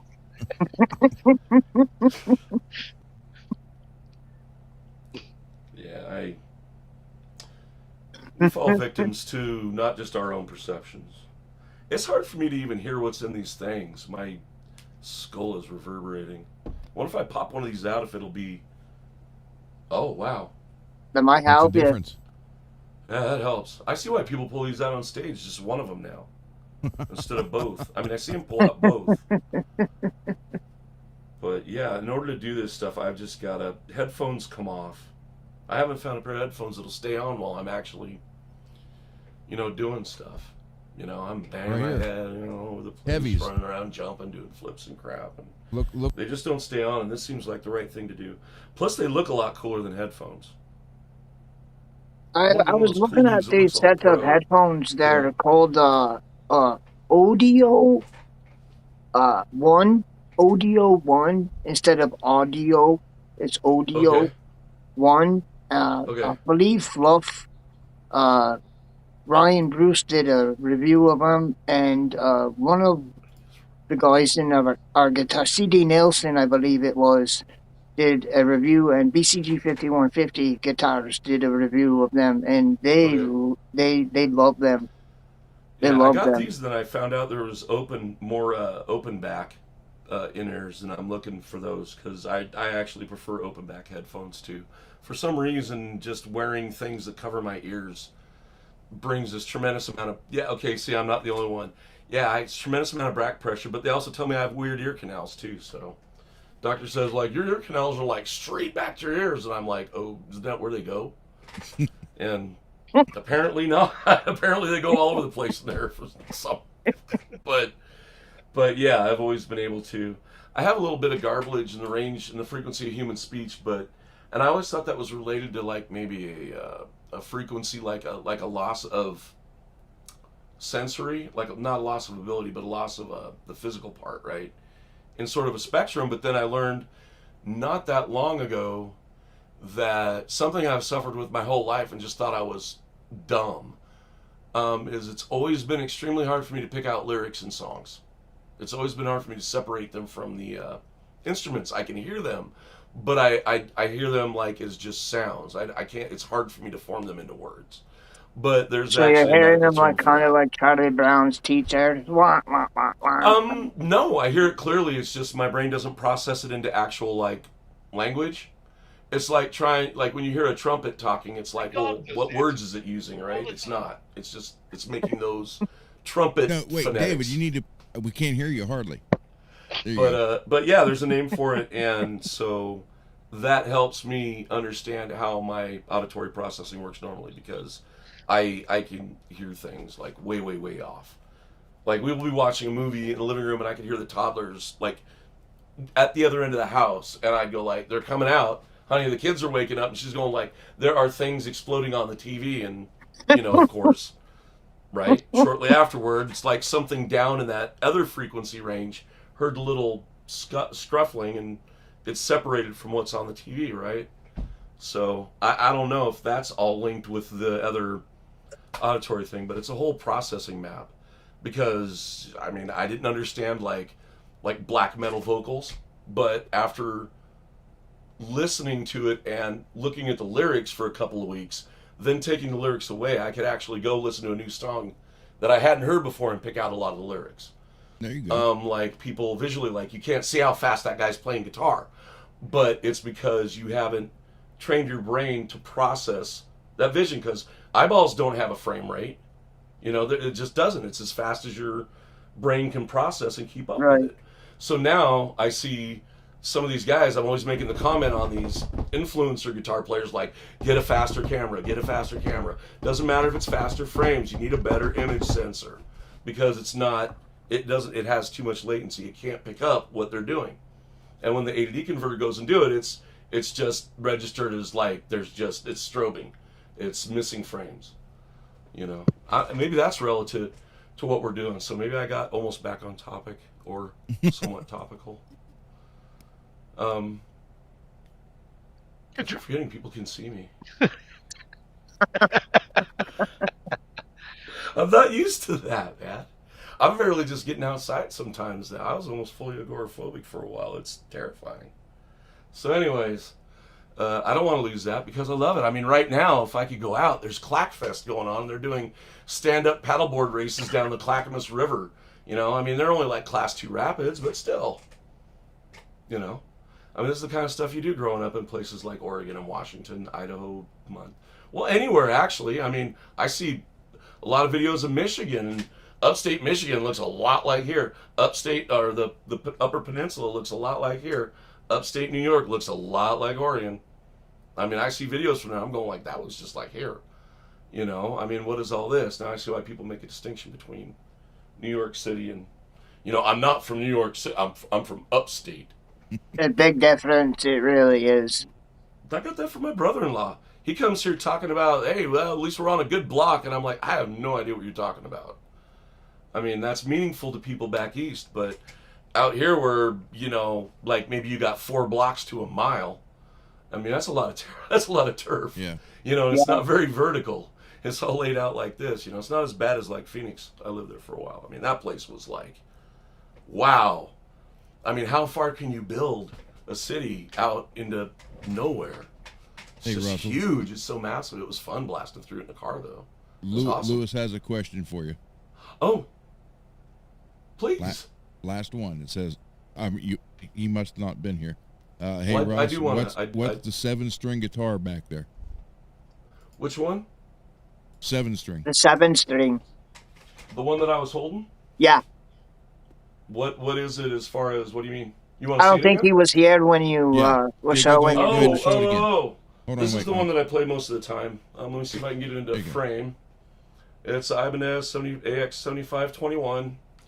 I've got 4 of them. I've got 2 in the gray and 2 in the metallic cherry. Which way's the camera going? There it goes. Metallic cherry fudge. No volute. It's a 3-piece neck because of the whatchamacallit, the oh god, I keep forgetting the name of it. So when they put the headstock on the end, it's got the I don't mind him. Don't make me look it up. This guy right here. Oh, The I want to say. see, flute, you but know what that's I'm not talking right. about, though, right? Yeah, I want to say Scarf joint? flute, but that's not it. Not a volute, and it's Scarf not. joint. I just about had it. Anyway, it's got a scarf joint. Thank you. It's got a scarf joint, but I do like it though, man. I mean, it feels so good, and I wish I had a better camera because this wood is really nice, actually. But this one's made in Japan. They have a second model that has like a 5-piece neck that was made in Korea. But I mean, they only made this thing for like 18 months, so 6 months, I guess it was made in Korea, and a year it was made in Japan. And you'll see more of these. These are just fun to play because they're again, it's a 24. It's a Gibson scale. It's 24 and Jesus. Oh, okay. Yeah, that's what's going on. Jeez. So yeah, and it has this one came with the Crunch Lab on it, which is okay. The wiring's kind of goofed in it. So it doesn't work right. And I don't like 4-knobbers anyways. I might rip out half the tone guts anyways. I like the But Batman. they have the vintage 77, 78s. I Mahogany like the body, crunch labs, maple mate. neck. Yeah, it's all right. I just don't know how to use it right, or it's not wired correctly. I mean, I do like this. I But would that's recommend trying it backwards. I felt like I I got don't even more know if it's in power out there of right, honestly. Flipping the pickup. Yeah, turn it Yeah. around. Yeah. If you're ever So, wanting to see if your sound can be adjusted, turn it around and see what you got. what could be adjusted? Turn your pickup around. Flip your pickup Oh, instead of putting it in oh. prop. I got That better was with like on Greeny. Crunch Lab doing that. I personally, Dimebag used to do that with his guitar, with his pickups. Okay. Flip them. yeah, the Bill Lawrence, Yeah. because they're Greeny- kind of I do that Greeny to was, mine. they're a little You get a dry. better You can get 'em tone. dark. Yeah, it's a lot darker. It's not so bright. but I didn't really okay. feel like the Crunch Lab got that much darker, but I felt like I had more control of the power. Just To be honest, I haven't played enough I might have pickups to to really try know. that then. I don't That's know. part of this whole exercise and why I got all these things is because the Just whole fun. intent was to go through them all and learn about everything because I have a lot of hands-on and technical knowledge about a lot of things that apply, but not directly in the audio domain. Like I know tube amplifiers and things like that, but it's like instrument amplifiers and panel amps and not guitar amps or bass amps, right? So I mean, as far as solid state, I mean, that I could help debug that because solid state amps are amps. They're not. It's not difficult. You got test points and some voltages. Just start jamming a probe in there. You don't do that with tubes just because obvious. Don't break them. It's a big old There's a big old anchor in there that says why. It's got the transformer, dude. That thing will kill you. Those is bad news. Well, it's good news. Actually, we'll get into that because I got some hybrid bass amps I want to tear into. So, just to see what they're about. Like I've got a couple of the Fender /Sun, when Fender bought Sun. I got a couple of the 1200S to put out like 1.2 kilowatts. Put out like 1200 watts into 2 ohms per in the monoblocks. Yeah, they're bass monoblocks. And then I got I think I got the Ampeg clone of the Bujera. I got like three Bujeras. They're supposed to be clones. I got 2 twins that I have to go through that are supposed to be the clones of the XXX and the 5150. Oh, One's the like triple X? 6505. Yeah, and one's a 333. I think that's supposed to be the triple X clone. Those amps I are haven't so gone through them. badass.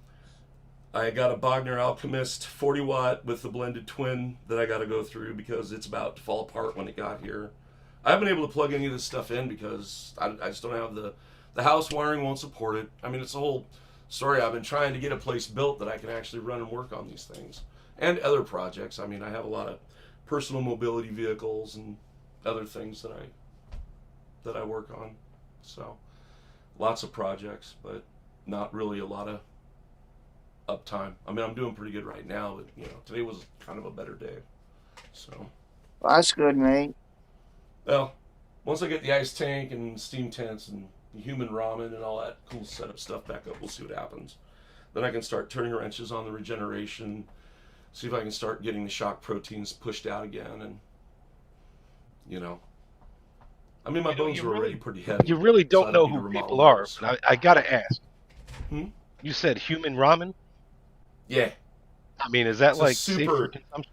super hot tank. No, I don't drink that water. I'm not one of those guys, man. I mean, even if you asked, I probably wouldn't sell you any of it. No bathwater sales here. No. I gotcha. You'll see my feet at some point, I am sure, but it's Just struck me as odd. I apologize. no. I call it that because it's hard to differentiate because it's about mechanical stresses, like physical on your body, and it's more to go into here, and I don't understand all of it, but I understand when I do something and the outcomes that it has on my abilities or the way I feel or how long I can do a particular task compared to how long I could before. Things like that, sort of quantified self stuff. But it's about trying to get your body to to kick in to boost your cellular respiration, help you clear out the junk out of your cells so you can heal a little faster or take a little bit better impacts to your systems, be it falling down or a virus or whatever, and help your body express the stress proteins, and those will help unlock what they call chaperone functions, which, again, I'm getting way out of my depth, but they go in and they work with the other, they're drawn to sources of inflammation and they go work with it. And, you know, when you study that, sometimes you find out that you need inflammation, right? Like the old theory was when you got knee surgery, you know, you don't do that, but now they want you to have inflammation and blood around the joint to encourage healing. So the therapy is always evolving, and I mean, I don't know how, again, there's no way to really describe it except for I need to be back and actually try to stream some of that, even though it's really hard for me to do. One, it's hard for me to get it streaming set up and then do it regularly, you know, with rigor. I want to say religiously, but I don't want to do it in a religious way. Ugh. Right. But I want to demonstrate for people that these things are real and that they work, because everybody has to apply different pressures to their own bodies. Your own systems are put together. You have all the same systems, but they're assembled just a little bit differently. So, I mean, I feel like I'm getting way out of the weeds now. So, I mean, I really need to get my stuff together and not break my things and have the spots to do stuff. It's just getting to that point. That's the difficulty. So, bits by bits. Well, me and Lewis always walk our dogs, and I think that walking's a really big part. Yeah. Absolutely. Always Absolutely. keep yourself walking. I don't get to walk, so that's okay. I can stand. I mean, you know, if you around, can, any prevention method, it'll help you heal. Yeah. Keep walking if you can do that. Well, yeah, the sedentary thing's causing diabetes. I mean, that was a pre-state. I mean, I was in really good shape before the accident. That's fine. I mean, I was walking like 10, 12 miles a day, had my Danners on. I was, you know, it was fun. I wasn't driving. I was taking mass transit to work, so I was spending 4 hours a day, you know, just getting back and forth to work. So I'd do stuff there. I'd go have a meal and, you know, walk, and then I'd go walking at lunch too, because, you know, and the doctor said, you know, your blood pressure's high, and it was in a bad crisis moment, and I started taking pills to get me, you know, the blood pressure down, but they all affected me negatively. Like I'd develop a bad cough, or, you know, muscle pains, or I'd have these like nervous system, you know, just everything. So, you know, I just worked at it until finally my stats got good enough that I didn't have to take it anymore. I was lucky. Some people never get to stop taking them. Which is But I unfortunate. didn't start out that way. Yeah. So, I mean, you can get back there. Supposedly, every few years, you've basically replaced all your bones and blood anyway. Supposedly, like your whole things are supposed to like completely. Yeah, there's a lot. I'd like to be able to chronicle it more, but there's a section of UW, like a group or a club that has like a facility up there in Seattle that does like quantified cell stuff. They do a lot of tracking, but I just haven't been able to sync with them, and I'd have to be resident up there. But if I could engage with them and get them to actually manage a lot of the, you know, it would be nice to have labs every few days, you know, to know if I'm expressing some sort of physical change into my blood through work that I am doing. You know, then I want to see those indicators. I want to see that data, and that's something that's really, I mean, unless you can somehow get a lab yourself on speed dial, or get completely set up to do your own blood work, you know, and then you're paying $100 a lab for a regular person. Maybe I can buy batches of them for $60 each. I don't know, but to do that kind of tracking, to try to be healthy and to try to investigate, you know, what limits you can push the body into, what benefits you can pull from out of itself. You know, you need that data. I mean, the rest is all just guesswork after that. Have you ever done anything like eat a lot of lemons and oranges, so that when you take the lab again, you see what the results are?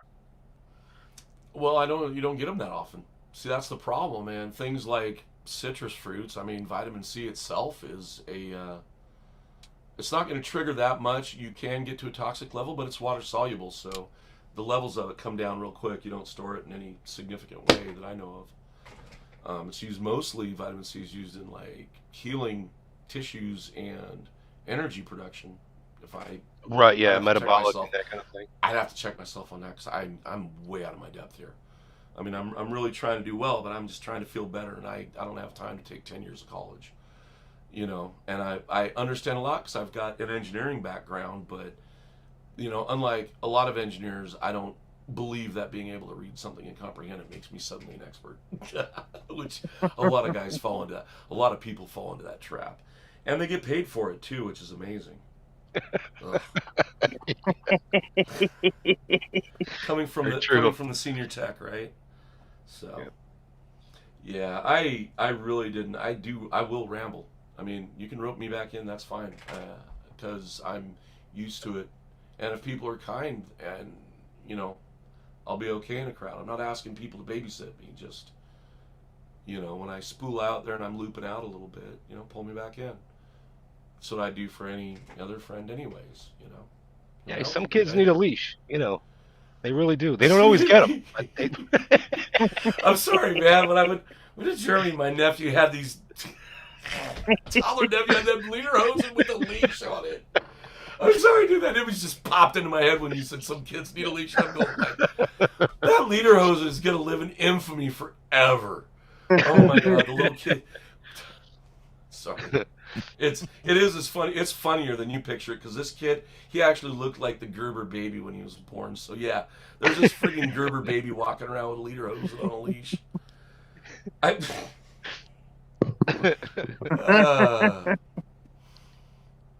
See, people get so sad about life, and it's like, dude, you know, the past isn't somewhere you want to be. Today is really good, actually. Yeah, I mean, you don't live in the past. Live now. Well, yeah, but when you start thinking about it, now it's better anyways, because anytime I think about the past, I'm going like, well, yeah, but I found out that was a lie. That was a lie, too. Wait a minute. What the... So many lies. Was I supposed to lie to my kids? I screwed up. Bad parent. Didn't lie to my kids. And Ron's doing what I always do. He retreats into the jam. If I would, when I first got injured, I was playing hours. I would sit in front and I would just play and play and play and play. Oh man, you know, and then just things stack up. It isn't all the surgeries and things like you guys had. I mean, it'd be cool, and I'm not going to complain about not having access to that because those things can just as easily go as wrong as they went right. You know, when people are fixing a carpal tunnel or, you know, they tore a rotator or something like that. So, you know. Surgery suck. I never want one again. What's that? Oh, surgery. Yeah. Fuck surgeries. Yeah, the ones I've had, well, yeah, more that'll come out later. I had some when I was younger. They basically sawed me in half when I was a kid, so. Oh, so you're like the bionic man, like me and Greasy and a few of us in the chat, like been rebuilt and put back together. In my older age, if I show the scar, it tends to get like a age strike because I got boobies now. Hey, Matt almost had it doesn't look like, you know, it's like it goes from here, it's all the way.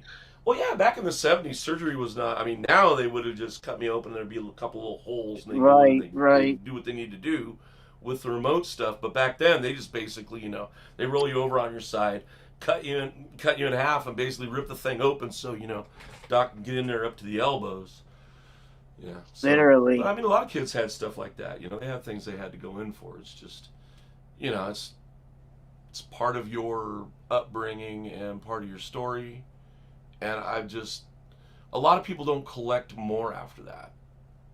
So that's the thing. Is it gets more complicated.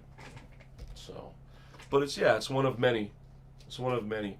What's weird is the first time that the first injury out of the accident that got worked on in physical therapy, I found myself actually tearing open scar tissue I'd had since I was a kid, which was interesting. I finally got into a really good deep tissue, what do they call it? Not gua sha. A-stim is the professional name for the procedure. But yeah, she started digging in and getting those muscle fibers loose enough that when I went home and I was working with the straps, I actually felt those two layers separate, and I thought they had fused completely. You know, like they were just one piece of muscle, but apparently they were just a big flat band sitting on top of each other. And the last time I was talking about getting shoulder surgery, the tip of the leaf, the tongues, whatever. I do it.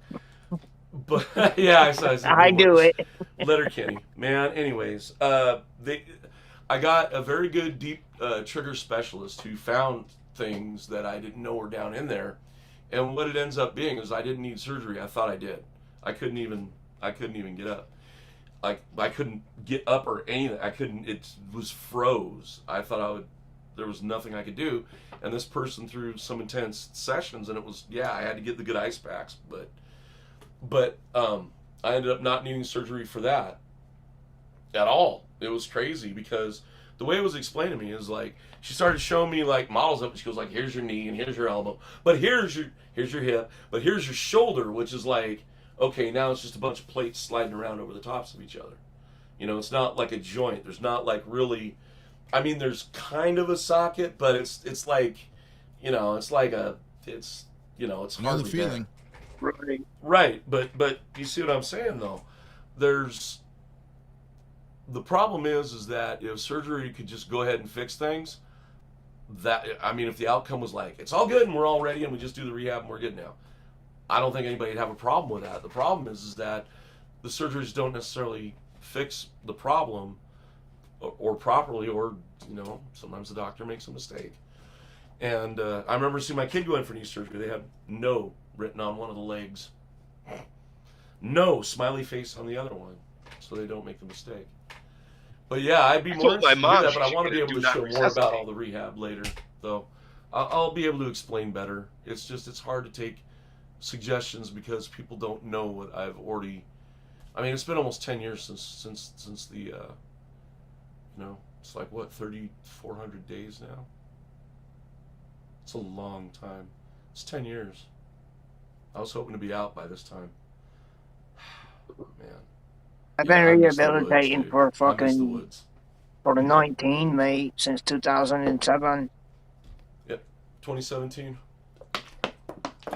Well, that was the accident that shattered the leg, and then subsequently there was a secondary injury that was caused that wasn't found that ended up taking part of my spinal cord. So, anyways, just part of it though. I was lucky. It was very little damage.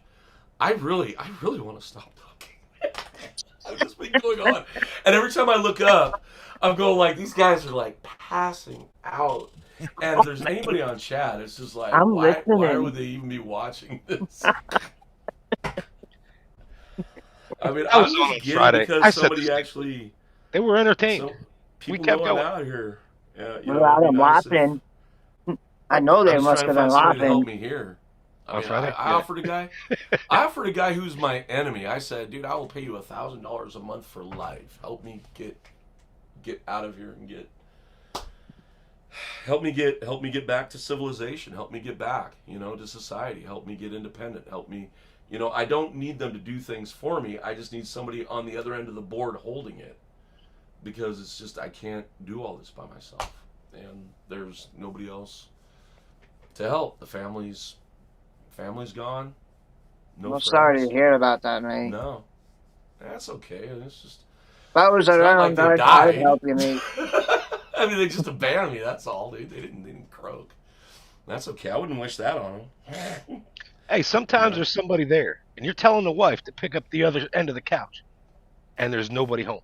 Well, like she didn't even hear. I call her the wife, but I just do that so I seem more normal. I mean, I'm looking. It's I mean, we're married, but yeah, okay. It's like she's got one friend, and she's like, yeah, she's married. And I'm going like, when was the last time she saw her husband? It's like 16 years ago. And I'm like, some people have a different interpretation of social structure and relationships than others, I guess. It's But, different for everybody. Yeah. I say fucked up Yeah. shit to be seen. I mean, like I get hit every day. Every day. I just learned a lot of stuff. I earned it, and I was but, already married. I was already married when I got my diagnosis, and that changed a lot. And of you're stuff good for at it, me, David. So. I am good at it. I'm really good at it. I'm really Do you good know what at a making woman bad does decisions. if you agree with her? You know, I gotta get some water. Bitches love water. Somebody, wait, hold on. We're going to change It's the gone subject around so many times, dude. We get each other. Ah, bitches. We had a what do you call those little white dryers in the dryer sheets? We had dryer sheet wars. I did my laundry probably 6 months, saved all these things up. I had a whole box of them. Oh, God. She had a ceiling fan in her art room, and I went in there one day and I threw them all up into the fan. Oh. I ran out of there until I was laughing too hard.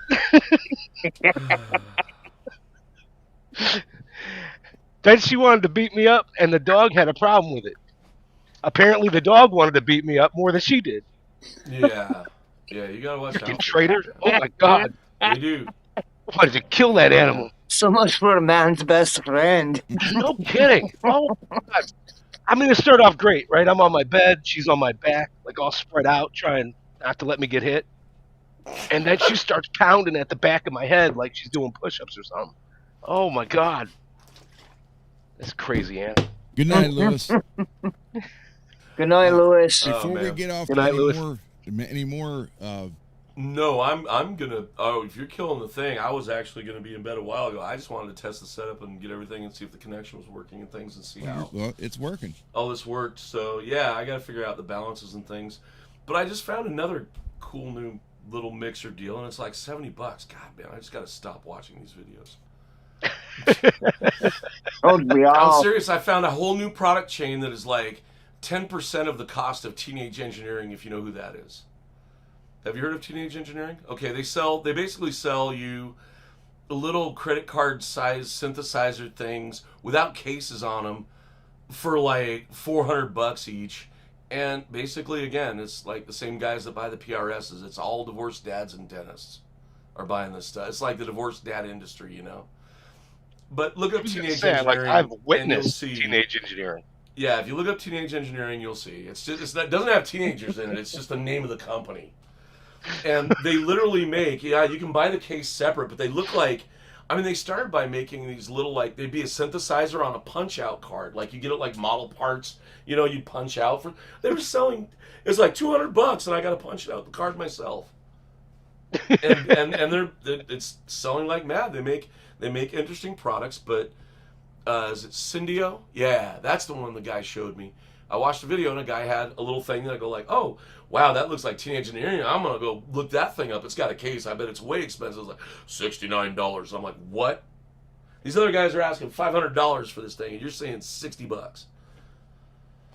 So yeah, of course I'm interested because I'm always the guy that's threatening to put that little Korg synthesizer kit you can get for $100 into a bass. So I can emulate a wall. I can have a filter-based envelope. I can have dark glass if I want. I can do the old tone capsule thing. I can get it all. Anyways, I spun off in the ether again, as usual. Lots of ideas. I have a lot of projects. Earlier when we started, somebody asked about my Tony Iommi sound. Ooh. And I don't remember who it was. But now that you can hear, we got that figured out. The challenge was Ready for bed. the challenge was to take a non-SG and make it sound like a 70s SG through a Laney amp. Okay, so I'm using a Jackson and Seymour Duncan's and a Helix trying to replicate that sound. So let me know if I'm any good here. Think Tony Iommi.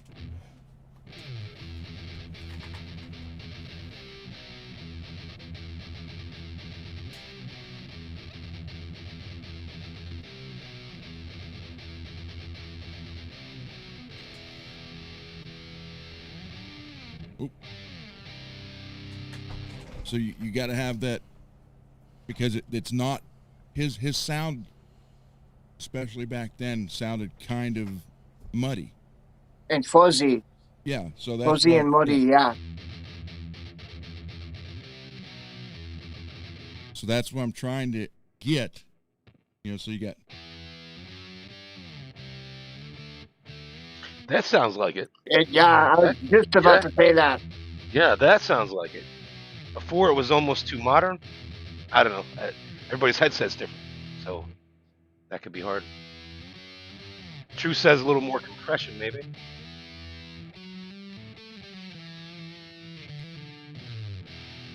You're very close. You're trying, very close. I'm using a custom 5 and not a Laney at all. Or an orange. So and I trying to get it because I just want to get that sound down. I have it labeled. Actually, it's labeled Tony Black Sabbath sound. So that's what I'm trying to come up with, where it's. Because if you listen to some of the stuff, you'll hear that muddy crackle,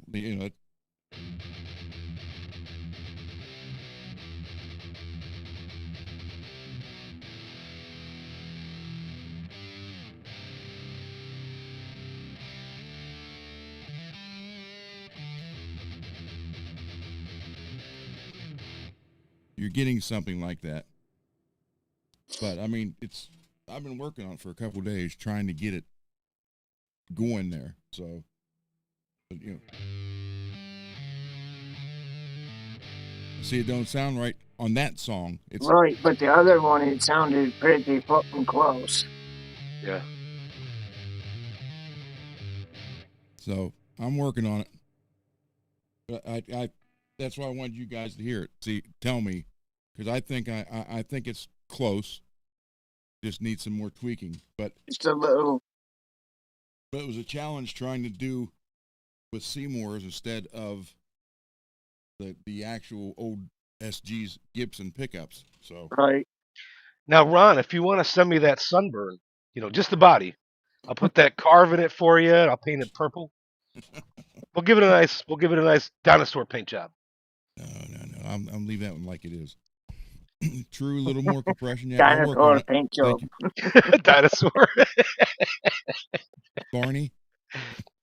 No. We'll do like a Barney Purple Rain kind of, colloquial, however you say that.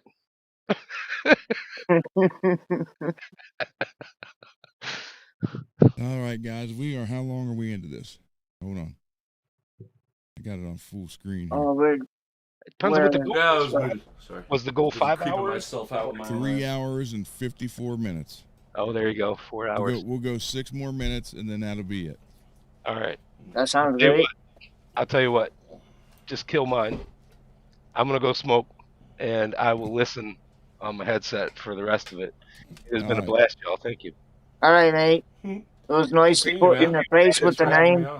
Awesome. Thanks, David. Very glad to meet you. Thank you, guys. Thanks for being nice, dude. Be good, David. Thank you. Yep.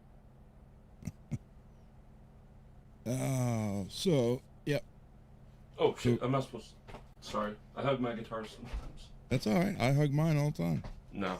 Well, yeah, but sometimes it turns into like a little nostalgia session, so I gotta knock that off. Like, fucking grown man cry is not cool. Someday I'll be able to play as long as I want again. Fuck. Kills, man. So everybody, we did 4 hours. The trumpet doesn't do it, and the neighbors hate it anyways. I mean, yeah, I don't like them either, but still. I like being a citizen, No, I hear you. I hear you, mate. You have to live around them. You don't want to be fighting every day with your neighbor. Yeah. Well, that's the problem, is I have to live around them, man. If I didn't have to, boy. That's the issue MPN has. His neighbors complain the minute he cranks an amp. So. I keep it during noise ordinance, but yeah. But yet their kids can sit outside and scream all day long, and you have to listen to Sure. it. But you Well, there's an can't play. Yeah, official legal period of time that I can give them punishment. Oh man. crazy. Which, by the Man. way, is a good song by Biohazard, Punishment. Oh, nice. Oh yeah, I don't even like it's like there's so Tales much from the Hard this Side. music that I want to go back and hear, but there's so much new now. It's like Yeah. ah I love that there's so much music. I do, but it's just hard to consume it all. But at least it's there. That's the best part. True. I'm still trying to find out the stuff that didn't make it up to here during bootlegs, because like my cousins down in California, like when I go down and visit them, there'd be like radio stations and all this music I had never heard, because like where I'm at, it's not even Seattle, right? I mean, we're off in the Willamette Valley somewhere, and we got like 3 radio stations, and 2 of them have music. And the other one shuts off at midnight. Oh no! What? Midnight? The back in the day, right? Remember when radio stations used to go off the air? Oh my goodness! Yeah, I remember when Wow. the television used to shut off at like 2 a.m. David is saying he absolutely awesome meeting you guys and talking live. Oh, that's cool. Same here, brother. I Same kind here. of want to step out too. It's good seeing you. You're always real supportive of me, Mr. Hatter. Hey, thanks, mate. No problem. Yeah, I Yeah. try to be as supportive as I can with everybody. Try This to is treat everyone as an equal. Yeah, ever since I learned that parasocial word, it's getting weird. I had to think about things now, because now people are thinking about that, right? And so I have to consider, that a lot of the assumptions that I had, even though I realize that I don't know everybody personally, right? I never met you. But there's also, there's some kind of ways we kind of assume feelings. And that word somehow made me think about it. I think it's just it's a very harsh sounding word, honestly. Well, that's why I said Parasocial. that's why I want to do this with, anybody and everybody in the chat, so we all get to know who we're chatting with, who we're talking to. Wait. And again, And you're so like that's what I like about the channel over here is like you don't have that fake bullshit where it's like, oh, we want to get to know you, be in the chat. No, he wants you on the fucking show. He wants you sitting here in front of his face, having conversations with you, not having you put in exclamation mark Pierre tone, exclamation mark this or whatever. He wants you on the show. Okay. He wants to talk to you. He wants to get to know you. This look was not for you. This look was for I have like other. That's the thing is I expected to find if I found another pick floating around, it would be a different color. So I was like going like where the hell did 2 of the exact? They're the same color even. They appeared, and it's like they are just floating around. I've tried to keep one, like a pick in every guitar, right? So if I don't have enough picks, I just get more picks. I think this one thing came out. I think I might have put one in the acoustic, and that's where this came from. my wife keeps handing me some, after she washes some of the clothes. She's like, "Here's some more of your picks." Very much running out of gas. No, I don't have them in my pockets anymore. When I used to go I used to have pockets full of them when I was able to go. Yeah, you go traveling around until you find that one couch, and then you spend all the weekend drinking beer, staying up all weekend, and jamming. That's what you do, right? I mean, how many weekends have we had that? I mean, I wasn't like I think some of the guys liked hanging out with me because I didn't like impinge on their stash because I was already hyperactive, right? So I could stay up all night with the guys doing blow, I guess. But I mean, geez, dude, if you go out on, it's never been around me, but it's always been out there. It's like I'm always surprised finding out that somebody's on coke. It's like people seem to do it casually. It's never in my life, but it just seems like a really weird thing to be that common. It's not hard to spot someone that is they sniffle quite a bit, or their eyes are like bloodshot out of their fucking head, and they're like tweaking. Towards the end, it was worse because one of the friends I had was in a black metal band here called, well, it wasn't Thy Infernal, it was the remnants of that. I guess they're called like Winter Apocalypse or something like that. Of course, they spelled it all with K's, because black metal, I guess, V's and K's. And yeah, apparently, I saw some, they get a little weird, but I didn't realize it, but I saw them one time before going on stage. I guess they had this ritual. They would literally smoke oxy before they went on stage. I'm like, That's insanity. how do people, yeah, but, How did they function? well, yeah, but then again, if you've ever heard a black metal drummer, I mean, they're good. I mean, that's like the one good thing about black metal that I really like. It's the drummers, because they're like friggin' they're like, it's like the F1 of music, right? It's like the F1 racing. You know, it's like watching those giant sailboats go 70 miles an hour, you know, on their hydrofoils, or the guy in his, you know, car that's glued to the track doing 180 miles. Right, and You they're know, stuck, right? And they're just like, boom, right on top of that game. Yeah. Anyhow, they're good, but that soured me to a lot of it. And then those guys ended up stealing all his stuff anyways. I don't know why the other guys in a black metal band would steal a T60 guitar, but okay. I mean, a PVT60 isn't really cult. No. I don't understand why people would steal. I mean, I guess you could carve a pentagram into it. I mean, there's enough wood. No, me neither, mate. I don't understand why people would steal bullshit. Oh, they stole that, but someone has my 3DR Predator his somewhere. His port stash turned up on Craigslist. Yeah, if you got the Predator, bring it back. Oh God, because he was one of those guys that would look like, for like specific historical photographers, had like a scrapbook full of all these like, you know, really old vintage and I guess worth a lot of money, you know, pictures. And so, I know, I guess people can collect anything and there's anything to be collected, but you know, guitars healthier, in my opinion. Let's bring it all the way back around, because I agree. It's 1 a.m. where you're at, right? Yeah. Yeah. Yep. Okay. And I'm later up than I wanted to be in. It's 10:30 here, so I mean we got a good stretch of weather coming up, and I'm trying to get outside. And, Same here, mate. We got 80 degree days coming up. yeah, keep the chicken safe. The chicken almost got took again, so that was interesting. This is the toughest chicken I've ever had. She survived 5 attacks now. A hawk, raccoons twice. Yeah, she was bloody this last time too. I thought she was dead, and then she got up. And I'm like, what?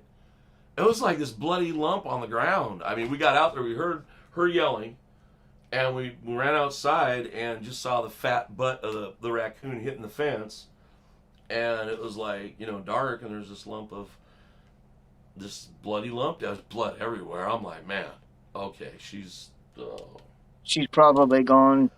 right. And then no, she's not. And this later, she's got a dent in the top. She's got a dent in the top of her head, and she's missing like half her feathers on one side. But no, her head was covered in blood. She's fine now.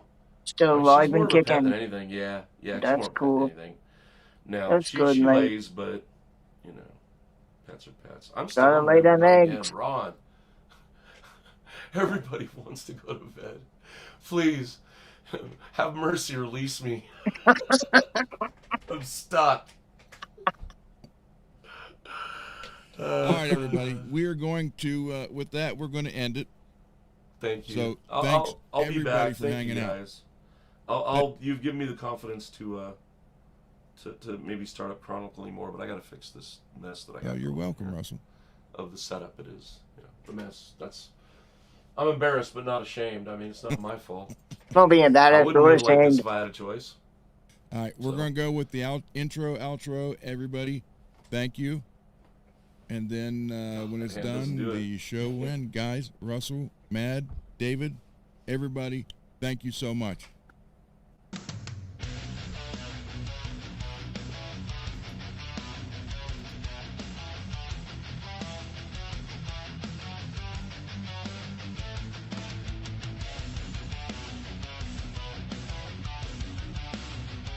All for me.